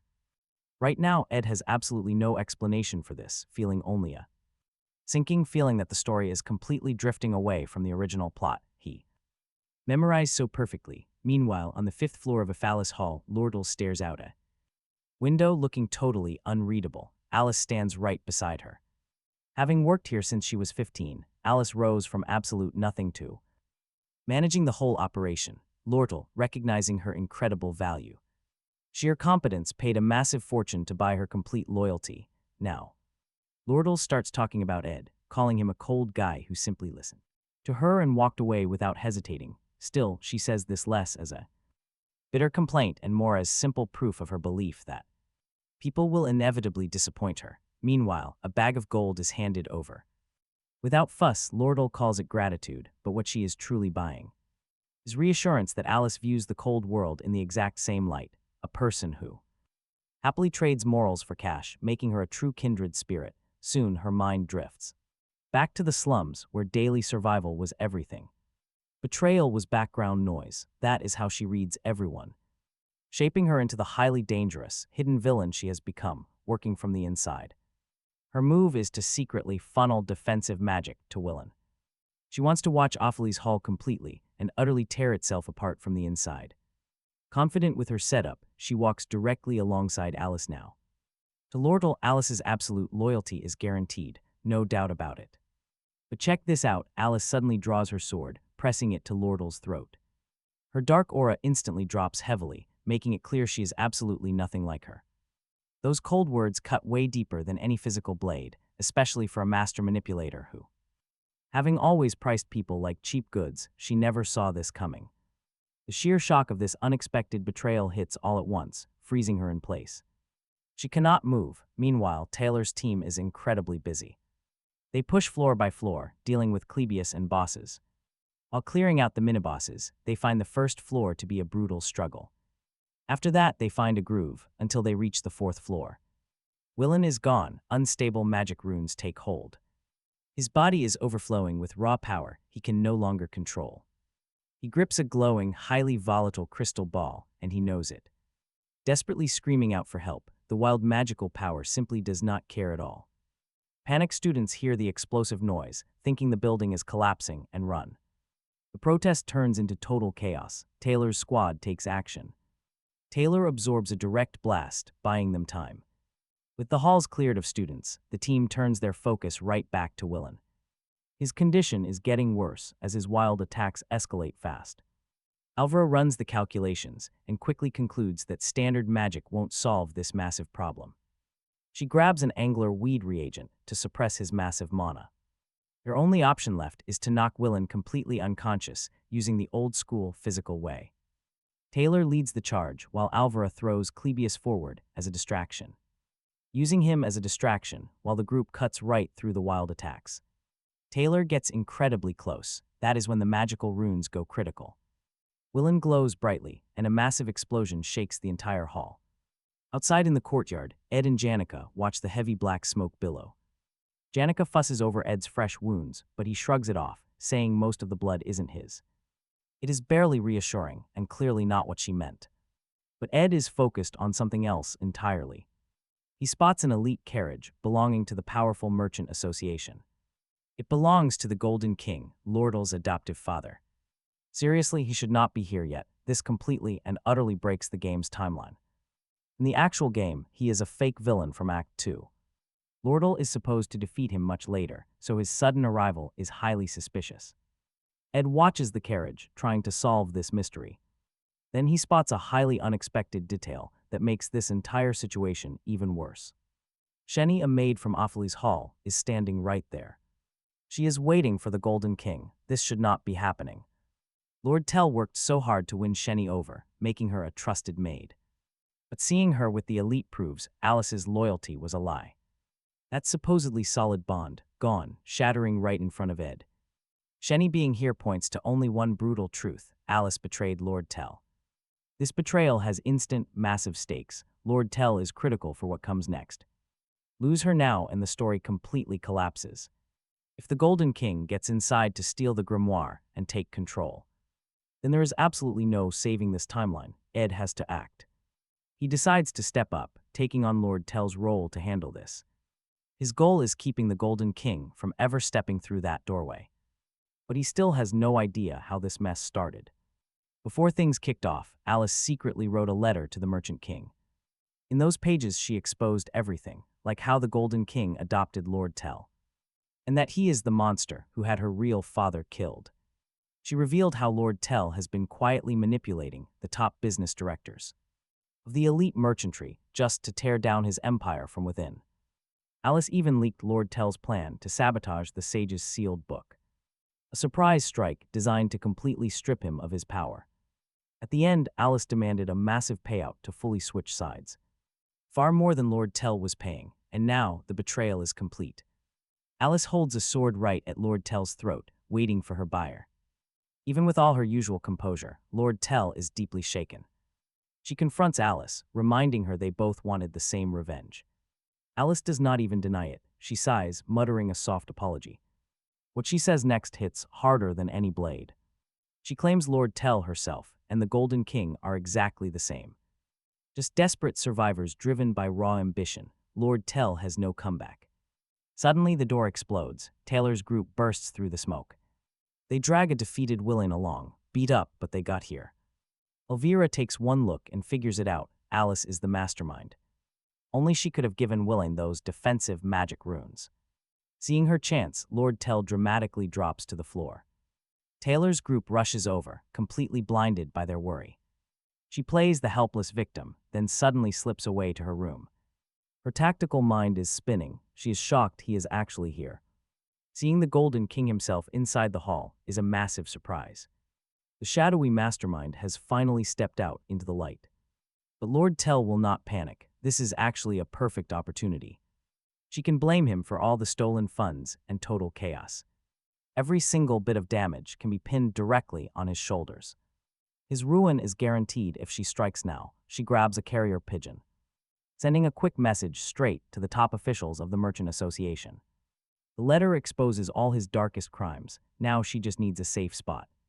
She will hide out and let the dominoes fall. It is a solid plan. She just has to survive it, but deep down, Alice's betrayal still hurts. But Lordle has survived betrayal before, and she knows how to channel that pain into power. She wipes her face and makes her move. Meanwhile, the Golden King enters the hall with his guards, completely unhurried and composed. He spots a lone student near the entrance and calmly tells them to leave. The student does not move. Instead, he tells the elite that no one is permitted inside. Safety protocols, you see. The elite looks puzzled, maybe even a little amused, until he gets a closer look at his challenger. It is Ed, planted at the foot of the stairs like an immovable stone pillar. He has no badge, no authority, and absolutely no intention of stepping aside. Keeping his composure, the elite asks if Ed has any actual authority here. Ed simply tells him he is acting on his own personal judgment. That is either incredibly brave or incredibly foolish. Let us see which one. Ed runs the math. Only 3 people truly understand the stakes right now. Lordle, who wants this elite crushed for what he did to her childhood. The elite himself, who is only here to steal the sage's sealed grimoire. And Alice, the chief maid, who just burned Lordle's trust to the ground. She has cast herself as the villain, but Ed already handled Alice. Taylor and his group are dealing with her. Ed's only job is this staircase. The elite tries a softer angle, claiming he just needs to speak with administrators. Ed does not budge. That thin thread of patience finally snaps. The elite flares his aura and demands the truth. Is Ed really backing Lordle?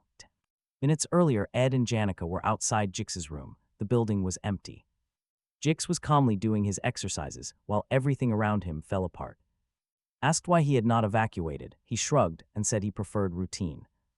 Fair enough, honestly. Then he looked at the two of them and asked if they were dating. Janica shut that down immediately and very loudly. Then she immediately panicked, worrying she had made things incredibly awkward. Ed quietly let Jix know he had messed up. Jix apologized once the air cleared. Jix asked what they wanted, considering they had barged and uninvited and literally took part of his wall with them. Ed asked for a massive favor, promising to pay him back. Jix was not thrilled, but he agreed. Back in the present, Ed holds the line against Keklin. Meanwhile, Jix and Janica are watching closely from somewhere out of sight. Keklin shifts tactics. He tries appealing to Ed's sympathies, painting Lordle as ungrateful. He claims he raised her, framing her entire plan as a betrayal. When that fails, he offers to double whatever Lordle promised him. Ed makes it crystal clear that money is not the point here. Keklin drops the diplomacy. He orders his guards to remove Ed. They surround and overpower him until Jix steps out, blasting them with wind magic. Jix and Janica drop the pretense of hiding. Janica summons her spirit. Companions while Jix readies for battle. Ed thanks them, promising to return. The favor before heading upstairs. Keklin glares at the two students now. Blocking his path, he orders his men to give everything they have. The chaotic fight breaks out in full. Jix and Janica hold the floor. Ed rushes up the stairs. When he finds Lordle, he does not slow down. He orders her to escape through the back door and run. Lordle hears him and beneath the panic, a cold truth surfaces. Her world has rules. Kindness was never free, always a transaction. Loyalty came from cold investment. Everyone she ever counted on had a price, a hidden ledger. She once believed in something different. She used to look up to Janica. Fail over a girl who seemed to give without keeping score, now standing. Here she wonders if that was the most foolish dream she ever chased. Seeing Ed and Janica together had planted a deep question in Lordle. She could not shake whether a real bond was something she could ever have. Then Alice betrayed her, and just like that, the question answered itself. Or, so she tells herself, she was stupid to ever want something that pure. She should have remained exactly who she was, cold, precise, and completely unbothered. By trust, out of 5 allies placed inside, 4 folded instantly. Alice joined the elite. Shenny and Kelly followed. Will and Len the same way. That left Ed. Lordle had already written down his inevitable betrayal in advance, only leaving the date blank. As they rush through the hall, Ed asks if Alice was the one who sold her out. Lordle stops. She ignores the question. Instead, in a quiet, completely deflated voice, she simply tells him she cannot promise the 20 gold coins anymore. Her plan is slipping. She is losing control. Ed does not even blink at the money. Instead, he tells her cash was never the point, grabs her arm, and drags her back into motion. If the elite catches her, it is over. Not just the plan, but her whole life. Talk about a shock that hit her differently than she ever expected.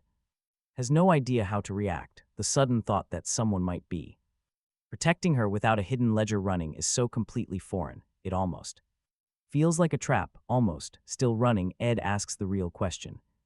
What is actually happening between the Merchant Association and the elite, and why did Keshlin come here himself? So Lordle finally lays it bare. Her adoptive father has been bleeding money for years, hiding massive losses behind manipulated prices and a tight grip on the armor trade. He needs a huge score to survive, and Sage's sealed grimoire is the key. He sent Lordle to find it, steal it, or sabotage it, whatever worked. What Keshlin does not know is that she spent years quietly turning merchants and committee members against him. Every single alliance she built was a stepping stone toward her real goal: expose him, ruin him, and settle the score.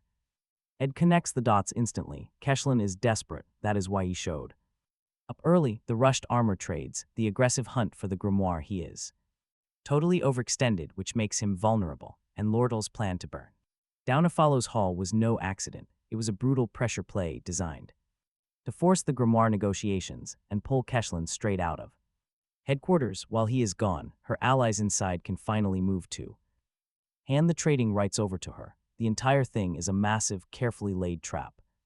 Right into it, completely ahead of schedule. Lordle nods, adding one more detail. She has a messenger bird ready to fly, but her father is not completely blind to her games. He is fully prepared for her too. Once caught, he plans to use that to flush out the traitors in his ranks. The time frame is tight. Once they reach her room, Ed immediately shifts into logistics, walking her through the escape plan step by step, from the horsemen in the quarters to the route to the Arkan Mountains, and where to ditch the carriage to shake the elite guards. He tells her to hide at his forest camp for 3 days without contact. He will send the message to her allies from her room himself, but then he spots someone watching the rear exit and tells her to wait. Turning around, he places his hands on her shoulders, making sure she is listening. Stay hidden, stay out of sight. And wait. Lordle just stares at him the entire time, his absolute steadiness. A total lack of panic. Something inside her quietly shifts when Ed finally notices she has gone completely still. She asks him in a soft, quiet voice why he is doing all of this for her. He replies there is no real reason. He just felt like he should. It is the most disarming answer possible. Simply because she has absolutely no framework for it. Ed just walks out, leaving her alone with those words. In the quiet room, Lordle sits in silence until she notices something, a steady, loud thumping coming from deep inside her chest.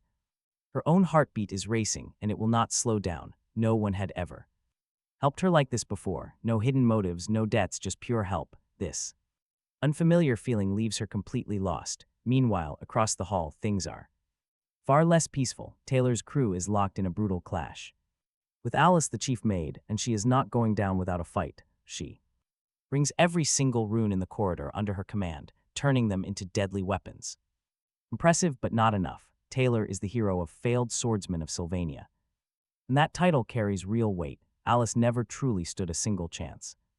Meanwhile, back at the rear exit, Ed finds Shenny waiting. She does not hesitate. With her sword drawn, she charges straight for his leg. Ed easily sidesteps. He already knows her entire moveset from the game. He pins her blade under his foot and grabs her hands before she can reach her hidden daggers, disarming her instantly. Desperate, Shenny quickly switches tactics. She and her twin Kelly share a birth star, giving them a form of minor telekinesis. Suddenly, blades and various objects come flying at Ed from all angles. A few of them hit, but her magic is too unpolished to do any real damage. Ed just pulls the weapons out, closes the gap, and pins her face first to the floor with a knee on her back. That is when she bursts into tears, crying that she cannot let Alice down, before explaining exactly why. Alice rescued orphans, saved lives, and gave Shenny a home. It is a heartbreaking reality, and Ed quietly listens, but he tells her bluntly that Alice is going to lose regardless. A massive explosion from Taylor's elemental slash settles matter. The entire floor trembles. Shenny screams, then instantly passes out from the sheer shock.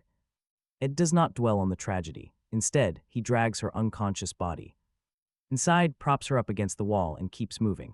These side stories belong in the margins of the game's plot, but his survival does not. Reaching Lordle's room, he takes a moment to notice how perfectly the books and furniture capture her personality. Before immediately getting to work, he drafts the letter, sending it off via messenger pigeon.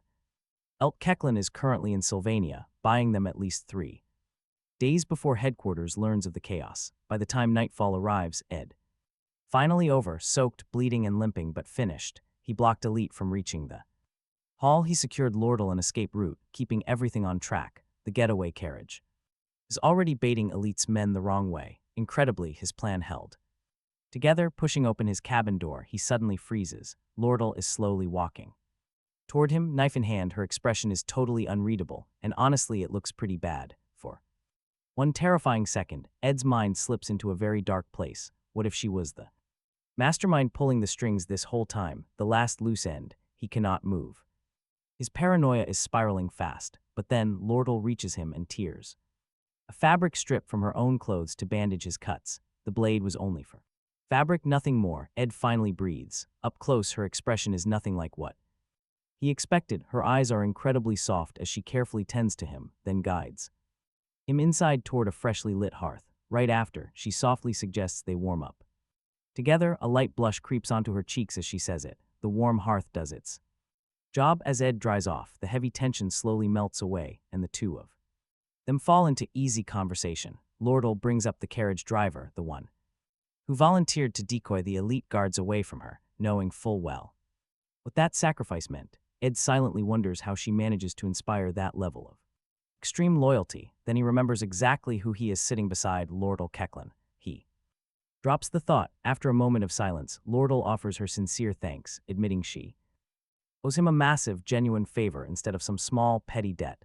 And when she notices he is not exactly overflowing with personality, she playfully calls him out for being completely dull. His response is about as romantic as an invoice. Just keep the 20 gold coins ready when this deal wraps up. The quiet that follows is comfortable enough until Lordle breaks it. She asks with a curious, quiet voice whether he and Janica are close. Ed does not hesitate. He speaks of Janica very warmly, a truly reliable, genuinely good person. Lordle listens silently. Her expression softens, but there is still a strange, heavy shadow underneath. She offers her own quiet praise for Janica, but her actual tone does not match the nice words. Ed immediately picks up on this, asking what she is really trying to say. Lordle takes a slow breath, then lets it out with a faint smile. She simply admits the truth. she is nothing like Janica, not selfless and certainly not naturally caring. She admits this without any real bitterness. Meanwhile, back over at Ophely's hall, Jix and Janica are right in the thick of it. They are holding off Elite Keklin and his guards, but once Elite hears that Lortle got away, he abandons everything to hunt her down himself. That leaves Jix completely alone with the guards, and things are looking incredibly grim. But then Janica suddenly shifts. The anxiety she was carrying instantly vanishes, and her intense spirit magic aura ignites. A massive tornado tears through the hall, throwing guards in every direction as her spirits go completely wild.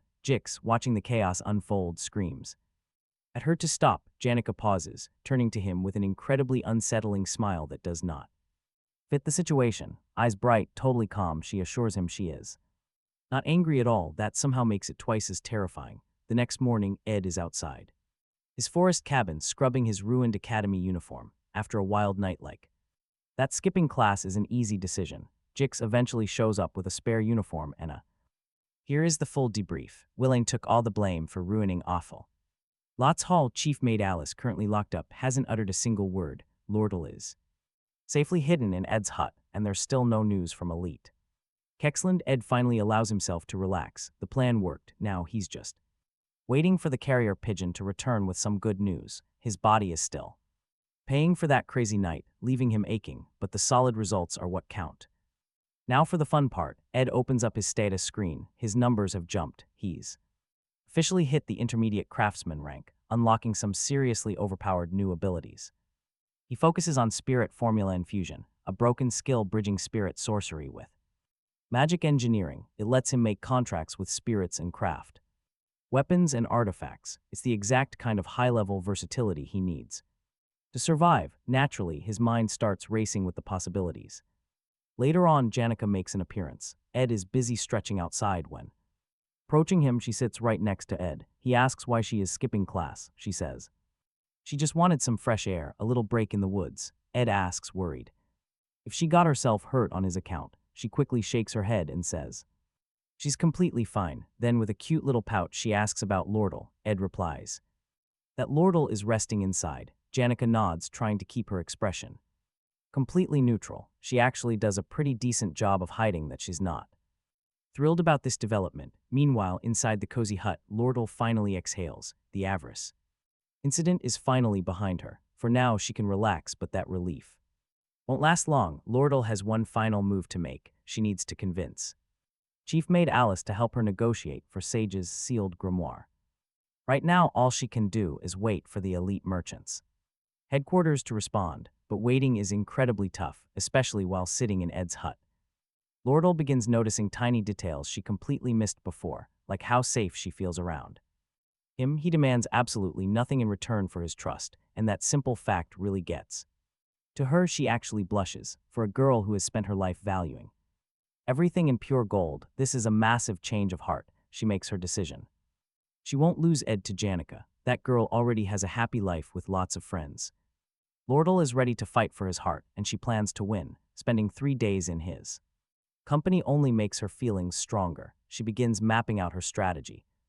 Even considering burying him in piles of gold, she immediately scraps that idea. Better to be sweet, supportive, or maybe quietly pay off his tuition. Anything that doesn't scream, I am literally trying to buy your love. Even if that line is incredibly thin, this is the first time she has ever wanted something that money cannot buy, and the absolute novelty of it feels both exciting and totally embarrassing. She's never even had a boyfriend. She barely finishes that thought before Lucy suddenly crashes straight through the window. Ed handles the chaos without missing a single beat. He grabs Lucy and deposits her in a small tent outside, clearly predicting she would do exactly this.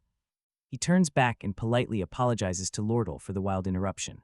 Lordle accepts his apology, but internally, she has already categorized Lucy as a certified natural disaster. The very next morning, Lordle wakes up early with a great plan, but it fails instantly. Janica is already waiting outside. Lordle's eyes turns right back around and retreats inside, where Lucy is still sound asleep.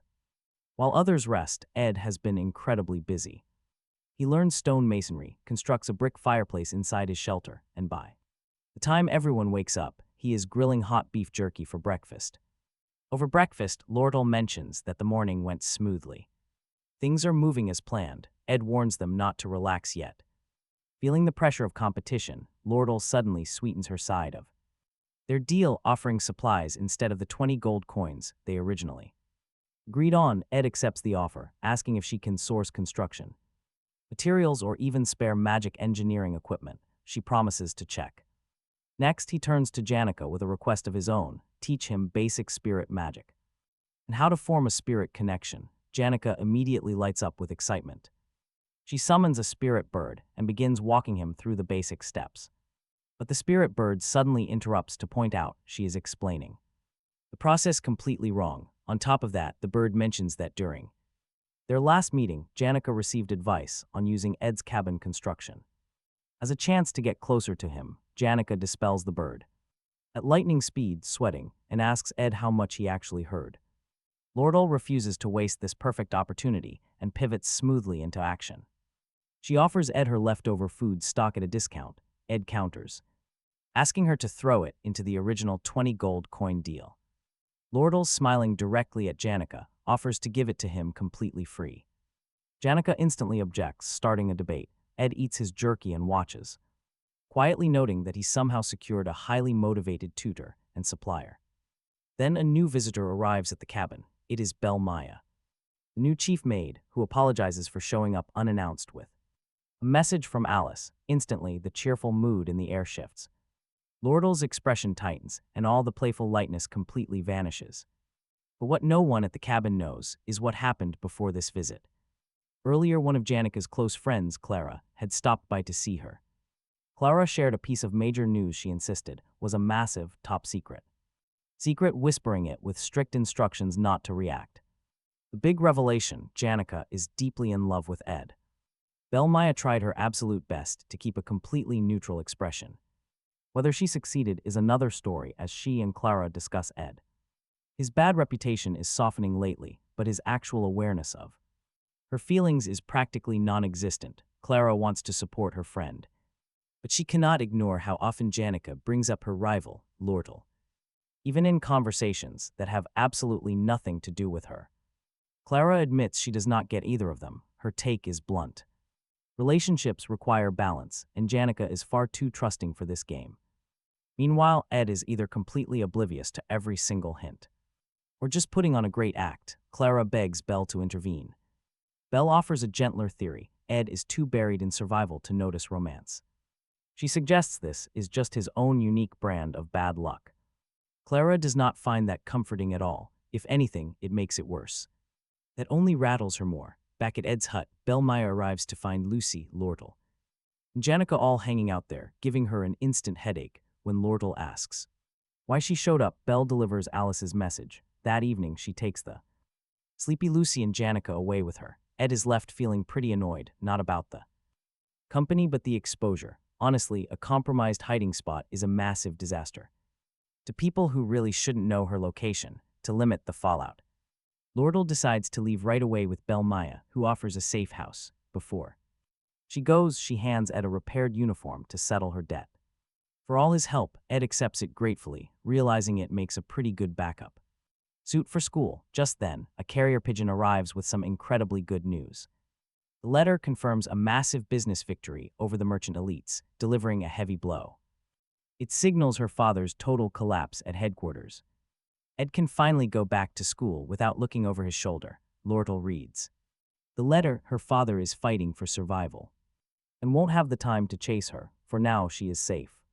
Just yet, and she warns Ed not to get comfortable. Her father is still highly dangerous, and she warns him not to treat this as a clean win. Even so, she trusts her allies at headquarters. The chairman's top seat is within her grasp, but what is actually weighing her down right now is Alice. Ed asks the obvious concern: could Alice expose Lordle as the mastermind who orchestrated the Afflis Hall incident? Lordle brushes it off. Alice only backs whoever is winning. That is her way. The letter proves it. Alice details the various orphanages she has been sponsoring, asking Lordle to fund them for the next entire year. Lordle explains the backstory. Years of intense overwork had completely broken Alice's health. The academy offered nothing. Faced with duties she could no longer carry on her own, including the orphanage, Alice made a calculated move. During that infamous Affles Hall incident, switching sides for quick cash and backing, it looked like betrayal. Lordle understands, still reading between the lines. The conclusion is incredibly simple. Alice is backing her because she thinks she will win. In business, it's not loyalty, just cold arithmetic. Lordle will keep Alice close, but that beautiful old trust they once had is gone. Wrapping things up, Lordle reminds Ed to drop by the merchant association branch and finalize their brand new supply delivery contract right away. Ed hands her burning torch for her walk back. She takes it, but then suddenly pauses, just standing there and quietly staring at him. When he asks what she is waiting for, she points out his height. Casually, she admits she makes risky moves to win. Then she steps close, reaches up, and straightens his tie for him. She tells him he looks great in the new uniform, and before he can react, she grabs his tie, yanks him down, and kisses him. Talk about an absolute power move. About those sweet raspberries they ate earlier, claiming she can taste them. Again, she laughs, deeply amused with herself. A deadpan Ed tells her to stay well within her limits. Lordle finds his stiff reaction pretty boring and says so. She leaves him with a parting note. Next time, he should try pulling her closer. She really needs to practice resisting. Then she takes the burning torch, walks off at a normal pace, and the moment she is. When she gets far enough away, she bolts into the woods. Ed stands there, completely caught off guard. He tries his best to stay on the sidelines, but this crazy story keeps unfolding right around him anyway, dragging him back in. Later on, sitting by his campfire under the dark canopy, crickets fill the quiet night. But he can't relax. Something feels off, and the deep silence isn't helping. That uneasy feeling makes total sense. Ed's original plan was supposed to be easy. Just watch the game events from a safe distance, step in only when the main story needed a little nudge, and focus the rest of his time on surviving, graduating, and keeping his stats in order. Simple enough in theory.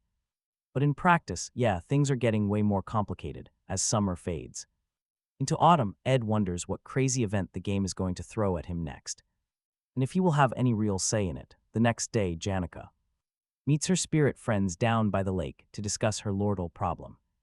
When the spirits explain exactly what went down between Lordle and Ed, she is not pleased. In fact, one spirit describes Lordle in a way that shows just how dangerous they think she really is. Naturally, Janica's very first question is how Ed reacted. Hearing that he stayed totally cold and didn't give her an inch brings temporary relief.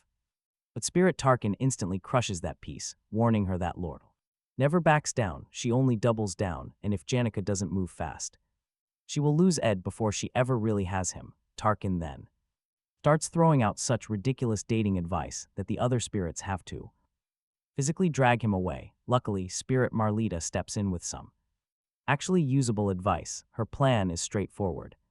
Create a special moment with Ed, something he cannot stop thinking about. Janica thinks it over and decides sharing a nice meal is a perfect starting point. That very evening, Ed tests a brand new recipe on Lucy. She takes a single bite. It makes her absolute disgust very clear. Ed doesn't fight it, he just notes what went wrong, deciding his culinary dreams can wait for better ingredients. Yet this failed attempt still rewards him with a nice crafting stat upgrade, pushing his skill straight to the intermediate level. It is a solid reminder of how much these base stats affect everything. He really needs to build them more evenly. But honestly, where is he finding the time? Balancing classes, survival training, and tracking the main story leaves him with almost nothing. Still, he keeps tabs on the key players. Taylor's combat skills are coming along nicely, with Isla still backing him up. Meanwhile, Princess Phineas seems to be right on track. That inevitable clash between Phineas and Lord Tell is drawing near, and Ed knows it. Fortunately, Clarice won't show up until next year, so she is not his problem yet. Leaving early creates some wild chaos around Lord Tell. But Ed is certain she will still target the sage's legendary sealed grimoire.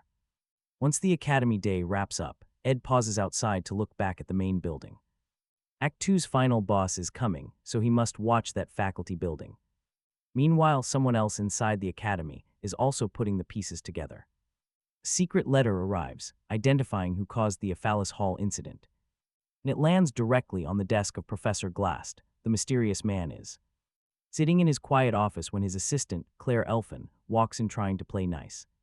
She praises his sharp instincts for suspecting foul play early on. He doesn't bite, he just sets down his glasses with absolute coldness. No warmth for Claire. Instead, he sharply demands she go fetch his thesis. His voice is pure ice. This sends her scrambling straight out the room. Claire rushes straight to the Aphalis Hall faculty building to collect the files. After getting them from Annie's, she immediately starts reading the student profiles. 4 specific names immediately jump out from the pages: Ed, Roth, Taylor, Jix, and Janica. While most student files make total sense, Ed's profile is a mystery. The gaps in his record and his strange reputation leave her with questions. She simply cannot ignore them. Later that night, Ed visits the Merchant Association. He is there to collect the survival gear from his deal with Lordle. She offers a playful apology for conveniently forgetting their contract. It is a pretty obvious excuse just to get him through her door. Serving tea and snacks, she smoothly invites him to stick around for a while. His gear is ready at the counter whenever he decides to take off. But she quickly pivots to showing off her outfit for an upcoming meeting. She is clearly fishing for a compliment, but Ed just asks about the business. Lordle brushed off his indifference with a calm smile. When he mentions his cabin, she points out he will likely need furniture. Ed casually notes that her company prices are far beyond his budget. She agrees that she cannot give free handouts, citing strict merchant ethics. Then she uses her magic to snap a chair leg clean off. Talk about a smooth operator, she claims it is trash for him to take. Of course, a skilled crafter could easily fix it up right now. Ed simply thanks her for the broken chair with his usual calm look. Lordle finds this incredibly amusing, sliding closer to perch on his table. She looks him in the eye and asks if he sees her as a woman. Admitting she is not acting out of kindness, she gets honest. She has her motives, and she will stick around until she gets her way. Ed keeps it simple, saying he does not need her answers. He also has zero interest in picking fights he already knows he will lose. Lordle just smiles, whispering that one day he will feel the same struggle. But as she speaks, Ed notices something very specific about her. Her trademark smile never wavers, whether she is winning or completely cornered. He recognizes that look immediately. It is the absolute discipline of a merchant. Never let your expression reveal your true thoughts. Later, Janica offers Ed a lesson. During recess, she decides to teach him how to commune with elemental spirits. She guides him on focusing his mana and summons a tiny fire spirit. This little guy is named Mug, and he appears with serious main character energy. He formally promises to serve Ed with complete loyalty, catching Ed totally off guard. Honestly, who would expect a fire spirit to be this formal?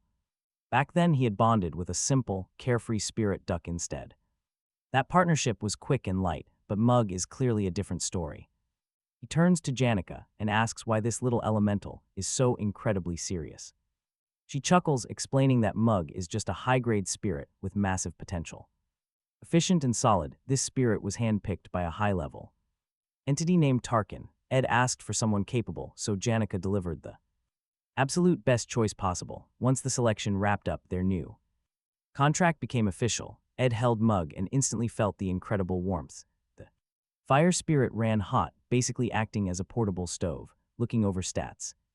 Janica happily pointed out the absolute best part: 0 firewood required. Seeing Ed genuinely pleased made her smile, though he still looked incredibly sleep-deprived. Before heading out, she kindly offered to keep guiding him through everything. More training time together meant faster progress, but then something shifted right in the middle of talking. Her voice completely changed. She suddenly remembered Clara warning her not to fall for him too fast, and pivoted instantly. Actually, she was suddenly super busy with a massive queue of students begging for her help. Ed, assuming he was just causing trouble, apologized immediately and offered to pay for her tutoring. That completely backfired. Janica snapped back that she was helping as a friend and bringing cash into a friendship was just cold, but Ed calmly noted she had brought up payment first. Janica realized she had walked straight into her own contradiction and had 0 ways to defend it, so she just decided to confess. Clara warned her that she was way too soft and needed to say no. Ed agreed that Clara had a point. It was a surprisingly clean save.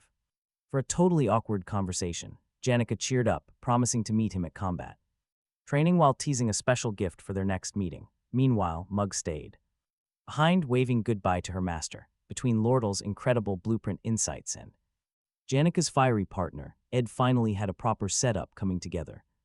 High-tier crafting, a campfire that did not need constant tending, and a base That actually worked. For once, his survival situation was finally looking up. Late that evening, Ed looks out his window and remembers his unchecked traps. He heads out into the dark forest, but he is definitely not alone tonight.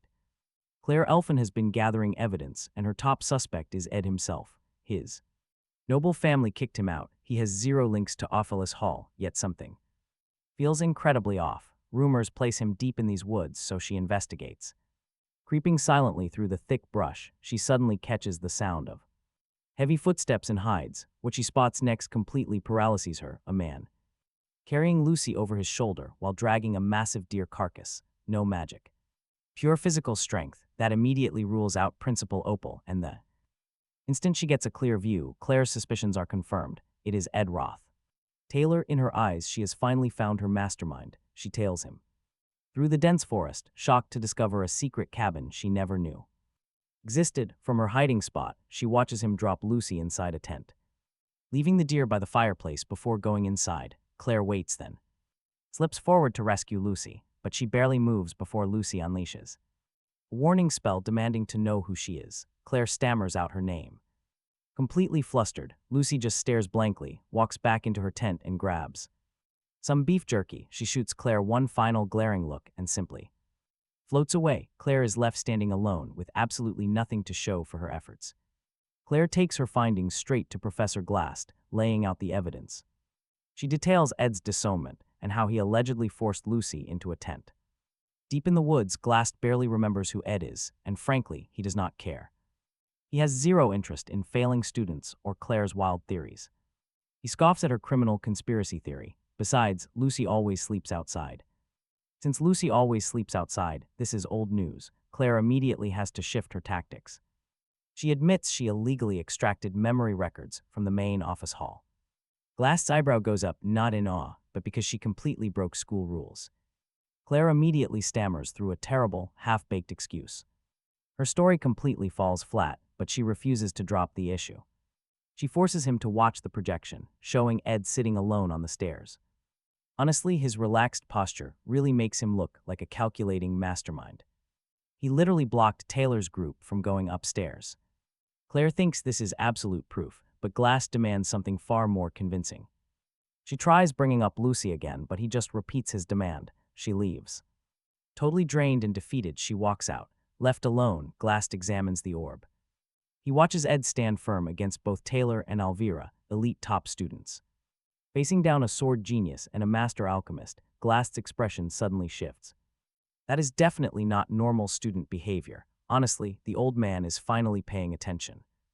Meanwhile, back in the woods, Ed remains completely clueless about the school drama. He has just finished crafting an incredible weapon using magic and spirit engineering. A specialized ceremonial dagger, by far his finest work since going solo out here. Ed is proud of it too. Watching him, Mug chimes in with some tips. He suggests how to run it more efficiently, but quickly changes tune. The little spirit starts singing a ridiculous song, praising Ed's genius. Ed has tolerated this endless flattery and intense formality for far too long. He grabs the spirit, gives him a good shake, and demands real answers. Mug starts stammering, but Ed cuts straight to it. Did Janica promise him something? As Mug hesitates, Ed points out that their bond makes lying absolutely impossible. That completely breaks him. Crying, Mug confesses his actual motives for the contract. While he really does respect Ed, his core reason is purely about survival. Staying near Janica's pure mana lets low-tier spirits grow at double the rate. Ed lets out a heavy sigh. Is there anything else he should know? Actually, yes, Mug heard rumors that Ed is a brutal, terrifying tyrant. He figured constant praise was the only way to keep his head attached.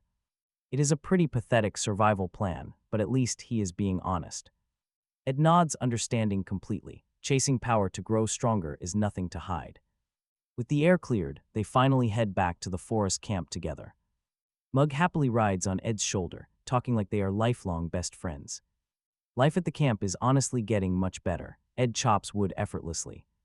His storage is fully stocked with fresh meat. No more starving nights, he refocuses on studying. He hits the books relentlessly, skipping sleep to cram massive amounts of data. But exhausting his body eventually catches up. He collapses, waking up to Janica. She is looking down at him with worry, scolding him for overworking. To protect himself, the danger is very real, and Ed takes it seriously. He worries partly because of her, and partly because of three mysterious letters. One is from the Academy, another from the Merchant Group, but the last is what matters. Ed realizes instantly that this letter could decide his entire future.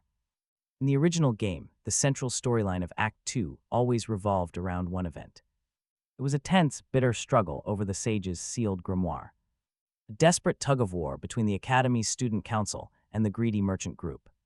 But Elt's sudden fall has completely reshuffled the board. Now the Roth Taylors enter, turning a two-sided fight into a three-way war. Crepin Roth Taylor, the family head himself, is personally stepping onto the stage. He is hunting the grimoire for his dark research into eternal life. The major problem is that Crepin is supposed to be an endgame boss in Act 4. His early appearance is a nightmare that completely ruins the playbook. No player at this early stage stands a realistic chance. Ed knows how deadly Crepin is, and if he gets that book, Ed's plans collapse. All his foreknowledge of the future becomes completely useless. The mysterious third letter contains critical details about Crepin's movements. But whoever sent this critical warning did not sign their name, which is its own massive problem. Meanwhile, at the peaceful academy, Princess Pina is quietly enjoying tea in the garden. Captain Claire arrives, confirming that he delivered those letters safely. She thanks him, but her thoughts are actually wandering elsewhere. The sage's sealed grimoire is the Academy's absolute most significant asset. Selling it off for simple financial reasons feels like a massive, absolute disgrace to her. Principal Obel already laid out the Academy's massive debt, begging for help. She is aware, but Crepin's sudden presence is what truly worries her. Claire suggests Ed tipped off his family to buy favor, hoping it might earn him a quick way back into their good graces, but then Lordle suddenly arrives and smoothly cuts his theory short. She is highly skeptical and asks Pina for permission to join their tea session. Pina is surprised, having assumed Lordle held no warm feelings toward her. But Lordle just smiles and offers a concrete peace offering instead. First of all, it was not Ed who dragged the powerful Roth Taylor family into this. It was actually Elt Ketchelin, Lordle's own greedy adoptive father. And there is more. Crepin was the one who wanted the grimoire first. With Elt's power fading, he needs Crepin. He relies on Crepin's backing to push the purchase through. If both families were originally partners, why are they competing now? Lordle's answer is simple. She is running the merchant group. And she wants the legendary grimoire entirely for herself, refusing to sell to them. She has absolutely no intention of selling that precious book to the greedy Roth Taylor family. Pina, caught off guard by her blunt directness, asks why. Why would Lordle share such incredibly sensitive secrets with her? The merchant girl's answer is incredibly simple and honest. She considers Pina a valuable ally. If Pina helps her secure the book, Lordle's standing rises. And Pina gets huge leverage over the dangerous Roth Taylor family. A mutual benefit, but Lordle adds one crucial warning. Ed is already disowned, suspecting him of secretly helping his former family. It's totally unfair. Pina listens, but she pays attention to. Much more than words, she watches Lordle speak very carefully. Not a single syllable is wasted. Something does not add up. Lordle never goes out of her way like this. Pina tests her. She casually mentions Ed. Maybe he could be quite useful to bring. In personally, help or refuse, she will use him anyway. No reaction. Suddenly, the cup in Lordle's hand shakes. She sets it down, then she laughs, a genuine laugh mocking Pina's little games. Claire finds nothing funny here. He is ready to speak out, but Pina stops him. Lordle just smiles and stands up, calling them allies one last time, but she leaves Pina with some serious advice. Do not underestimate Ed Roth Taylor. If she does, she will regret it deeply. Lordle leaves. Pina sits alone with the question, who is really pulling the strings here? Was Ed behind the bidding, or was it Lord engineering everything from the shadows? Watching her leave, Pina realizes she has absolutely no idea, and she hates that feeling. Back at the merchantry, Lordle finds Ed with Janica. She brings tea for two, but Janica gets cold water. Lordle makes it clear she is a merchant, not a host. Janica finds it hilarious. Ed is totally exhausted. He quietly trades his tea for her water, making Janica happy and Lordle highly annoyed. Then Lordle brings out the magic engineering equipment she promised. Janica is instantly shocked. This is a huge violation of merchant ethics, giving brand new gear away for free. Lordal claims it has defects. Janica does not buy it at all. The argument goes in circles. Lordal perfectly calm while Janica gets furious. Ed tries to step in. He tells Lordal he cannot keep accepting unpaid things. This is the fourth time already. Lordal shrugs. He is her favorite customer, so contracts can always be renewed. Janica tells Ed to pay his debts and walk away before Lordal traps him forever. Lordal tells her to back off. The petty bickering intensifies. Both girls fighting hard for Ed's attention. This rivalry is so intense, but Ed stops hearing them. A strange, heavy numbness creeps through his body. He is completely spent. His mind still races about the grimoire, wishing desperately for sleep and a better mattress. But physical limits win. His body makes the decision. He collapses before he can even blink. Both girls drop everything in panic, rushing to his side. Meanwhile, back at Sylvania Academy, Princess Pina cannot stop thinking about Ed, his absolute composure in danger, his brilliant handling of the Glaskin incident, and his quiet, dedicated reputation all shatter her assumptions. Lordal's words echo in her mind. She needs answers. It is time to investigate him herself. She wants to be absolutely sure before making a decision, so a third letter is sent. A quiet, highly private invitation, straight to her personal royal residence. She reviews her schedule, then asks Captain Claire about Ed. Specifically, she wants to know when exactly he will arrive, but the answer shocks her. Ed collapsed from overwork. Princess Fenya is stunned. In the game, getting hit with exhaustion triggers mandatory rest days. Now, with that massive Crepin Roth Taylor event bearing down on him right away, Ed has no choice but to stop, putting everything on hold.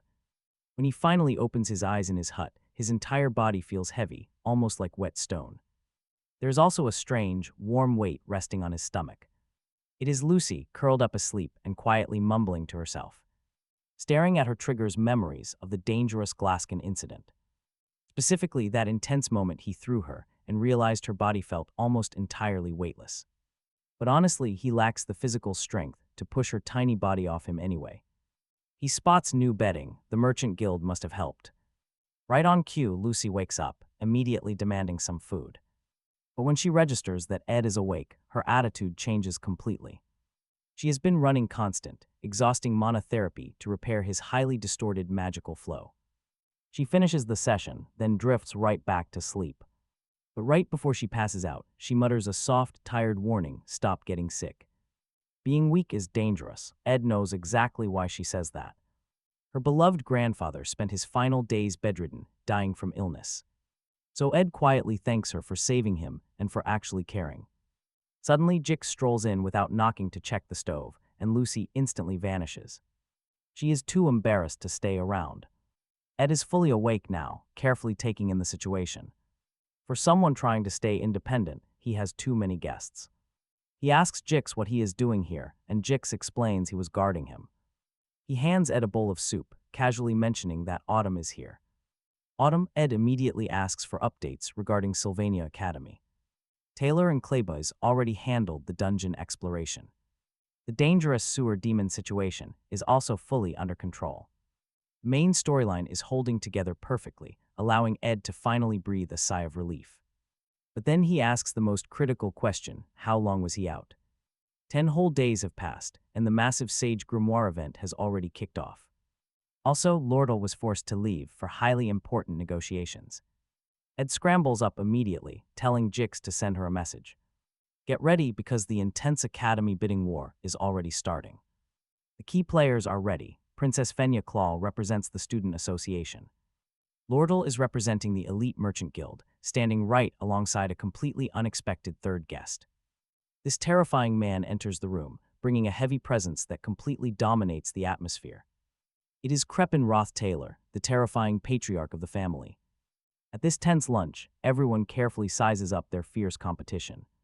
Crepin greets Princess Fenya warmly, smoothly apologizing for Ed. He politely dismisses Ed as a black sheep, establishing his absolute dominance. He claims Ed's conduct does not represent the family name. Fenya responds politely, but she is watching him closely. He acts noble, measured, and incredibly respectful on the surface. But her sharp intuition reveals a darker truth: Crepin is evil. Next, he turns to Lordle, confirming she represents her merchant group. She stands, introducing herself with absolute grace and calm. She keeps her composure, giving absolutely nothing away. Crepin tests her with sharp questions, but Lordle matches him.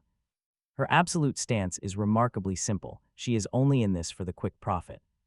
With that out of the way, the bidding begins. No second chances, the Academy is quietly drowning in debt. To avoid any public scandal, they kept this entire auction secret. Vice Principal Rachel runs the event, while Princess Fenya watches. The princess focuses all her attention on the legendary grimoire. The sage's sealed book is a treasure researchers would kill for. Fenya also understands the brutal, unforgiving nature of these secret bid auctions. Without a price limit, the winner is whoever guesses best. Lordle and Crepin sit directly across from each other, completely locked in. Neither shows any emotion, waiting for the opponent to crack first. Finally, Rachel collects the secret papers and thanks them both. As Rachel prepares to read the winner, Fenya calculates the odds. She knows a similar book once sold for 8,100 gold. That is likely Lordle's absolute limit to keep a profit. The real danger is that Crepin only needs to bid slightly higher. Rachel stands up and prepares to announce the winning bid. Crepin goes first, bidding 8,500 gold coins. Fenya expected this. He is not a simple merchant trying to flip books. But Lordle's bid is 9,400 gold coins. Complete silence. She did not just win, she buried him. Crepin's face contorts in fury as he storms out in silence. Meanwhile, Lordle heads to a private room to complete the trade. She remains entirely calm, leaving Fenya standing there in complete shock. Lordle spent far too much. This move makes zero financial sense. It completely contradicts her speech about only caring for easy money. Then Fenya remembers their tea meeting and the sudden alliance offer. It clicks, Lordle was only buying this to block Crepin. Still, Lordle is a merchant. Someone must have pulled the strings. Someone with enough power to make her accept such a massive loss. As Fenya ponders this mystery, another piece of the puzzle fits. She recalls Lordle mentioning Ed's ties to the Roth Taylor family. Suddenly it clicks, Ed was working against them all along. He pushed himself past his physical limits just to stop his family. A wave of heavy guilt washes over Fenya for getting him disowned. But wait, that brutal betrayal might have been best for him. The harsh wilderness forged him. Meanwhile, back in her private quarters, Lordle turns the grimoire over in her hands and runs the numbers. The loss comes out to about 900 gold coins, not nothing, not ruinous either, and she knows perfectly well she did not do it for profit. Ed asked, and she did not hesitate. Now she has something he owes her, and she fully intends to collect. She stretches out and enjoys the thought. 900 coins for an upper hand over Ed. As investments go, she has decided it is a bargain. At the campsite, Ed gets the news and visibly relaxes. Jix laughs, telling him he really missed out on something. Apparently, Lordle's reaction when Elka delivered the update was absolutely worth seeing. Ed smiles, but there is a lingering doubt beneath it. Lordle has a way of getting what she wants, with charm as her favorite weapon. He just hopes.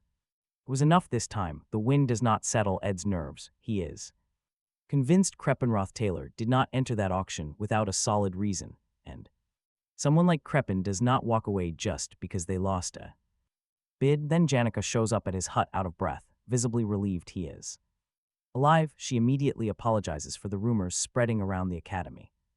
Apparently, her visible panic over his condition had the entire campus talking. Ed waves it off, already knowing the story from Jix, which is the absolute worst thing to say. Janica rounds on Jix immediately, the detail she did not want shared about her running through the academy in tears is now out, and the rumor mill has turned it into a massive heartbreak narrative. She's furious. Enough to sick her spirit bare on Jix, who gets dragged away looking thoroughly sorry for himself. Jix manages a faint wave, and then Mug pops out from Janica's hair where he had been hiding, and the little spirit is a complete mess. He had no idea how hard Ed was pushing himself. Finding out Ed collapsed under the weight of it hits him hard. He wants to hug Ed but hesitates, worried about interfering with his mana, so he latches onto Janica instead and keeps apologizing. Ed finds this chaotic scene oddly grounding. Then Jix reappears, slightly roughed up, and delivers the shocker. Ed has been unconscious. For 10 entire days, Ed's first thought, his food stores, 10 days is more than enough. Time for everything to spoil, meaning he has to start the gathering process. From absolute scratch, but before he can spiral into the panic, Jix and Janica both offer to help him without hesitation. Talk about real friends, it brings back the memory of building his first shelter all alone, sleeping in the dark forest with no one around. The contrast is not lost on him. Janica watches him, noticing how worn down he still looks. That sight pulls her back to an earlier conversation with her spirit friend Maralda, sitting under one of the forest's strange, glowing trees.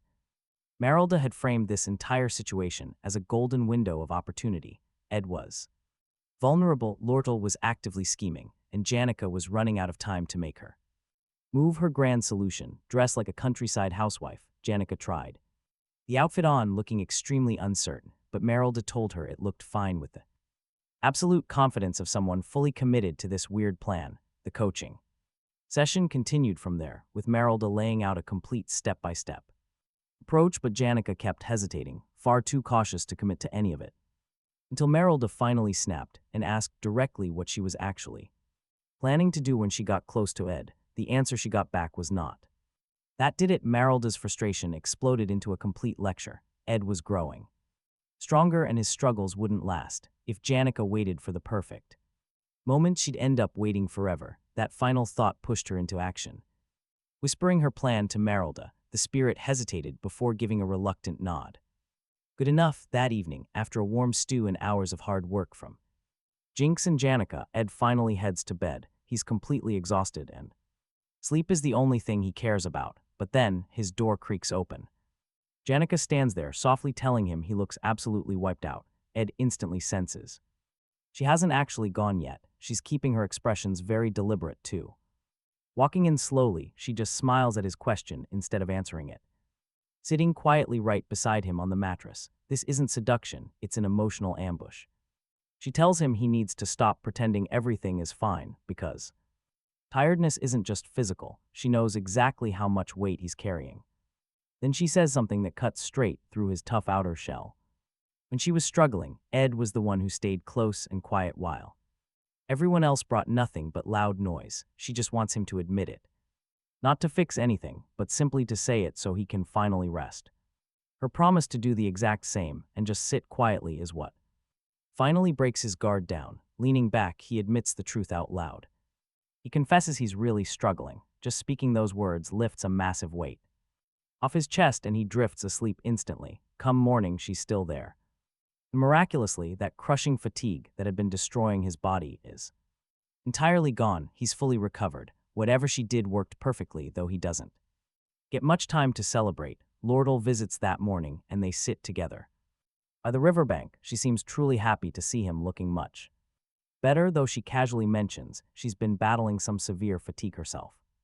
Ed's immediate gut reaction is that she's just playing it up for attention. But then she visibly struggles to even walk toward him, wincing with each step. That makes him reconsider. Sitting beside her, he asks the most obvious question. Why drag herself out to this forest when she's busy and clearly sick? Lortel just brushes it off. She's here to announce a major business move. She's transforming her merchant group into a massive trading firm with Ed in charge of it, not as staff, but a co-executive managing assets and external affairs. Pitching it practically, she notes they'd work together daily with only a single wall separating their offices. She even offers him her personal assets. Deep down, she's already framing this as a true partnership in every way. And trust me, she's completely lost in this beautiful business proposal daydream when Ed suddenly interrupts, asking her if she thinks this might be a bit too much. Lortel suddenly falls completely silent. Pulling her hood up, she stares at him directly and tells him he simply doesn't understand. She already knows his thoughts, that she is acting strange or that he shouldn't trust her young age. She knows he wants to keep everything strictly professional, but he has no clue what she survived. She's watched massive fortunes rise and turn to dust. She's been stabbed in the back more times than she can count. But through all that pain, she finally learned the only thing that actually matters. Finding that one person who stays when everything else disappears. Most people can fall back on family or friends, but she has seen too much to trust. That her true fear is not losing money, it is the terrifying thought of something happening to her one day with absolutely nobody around. she begs Ed to stay by her side. No matter what, Ed is genuinely touched, but then Lordle laughs and tells him she almost had him. He is totally furious. Still smiling, she admits she has a knack for making people sway. Honestly, it is basically a reflex for her now. They sit together just a bit longer before she takes a quiet breath and reveals none of it was actually a lie. Ed reassures her he is not going anywhere until he graduates from Sylvania Academy and promises he will seriously consider her co-executive offer after that. Lordle stands up with a soft smile, saying she can wait. Then she pulls out the grimoire contract letter. She slyly reminds him of his debt and that she fully intends to collect someday. She waves the paper cheerfully, saying it was great seeing him, then walks off. Ed watches her leave and instantly feels like he just made a massive mistake. The debt for that sealed grimoire is real, and she is holding it like a trump card to play whenever she likes. He is trapped and he knows it, but Lordle is actually way less composed than she seemed. Walking away, she is quietly panicking. She wanted to be bold to tell him straight up that he belongs to her now, but his serious reaction completely threw her off. To make matters worse, she forgot to return his change from the magic gear he bought, making the thought of going right back to see him feel entirely unbearable. She decides she will just drop the change off at his cabin and quietly slip away. Clean, simple, completely painless. Instead, she finds Janica walking out of the cabin, looking like she just woke up inside. Both of them freeze. Oh man, the absolute silence between them says everything right now.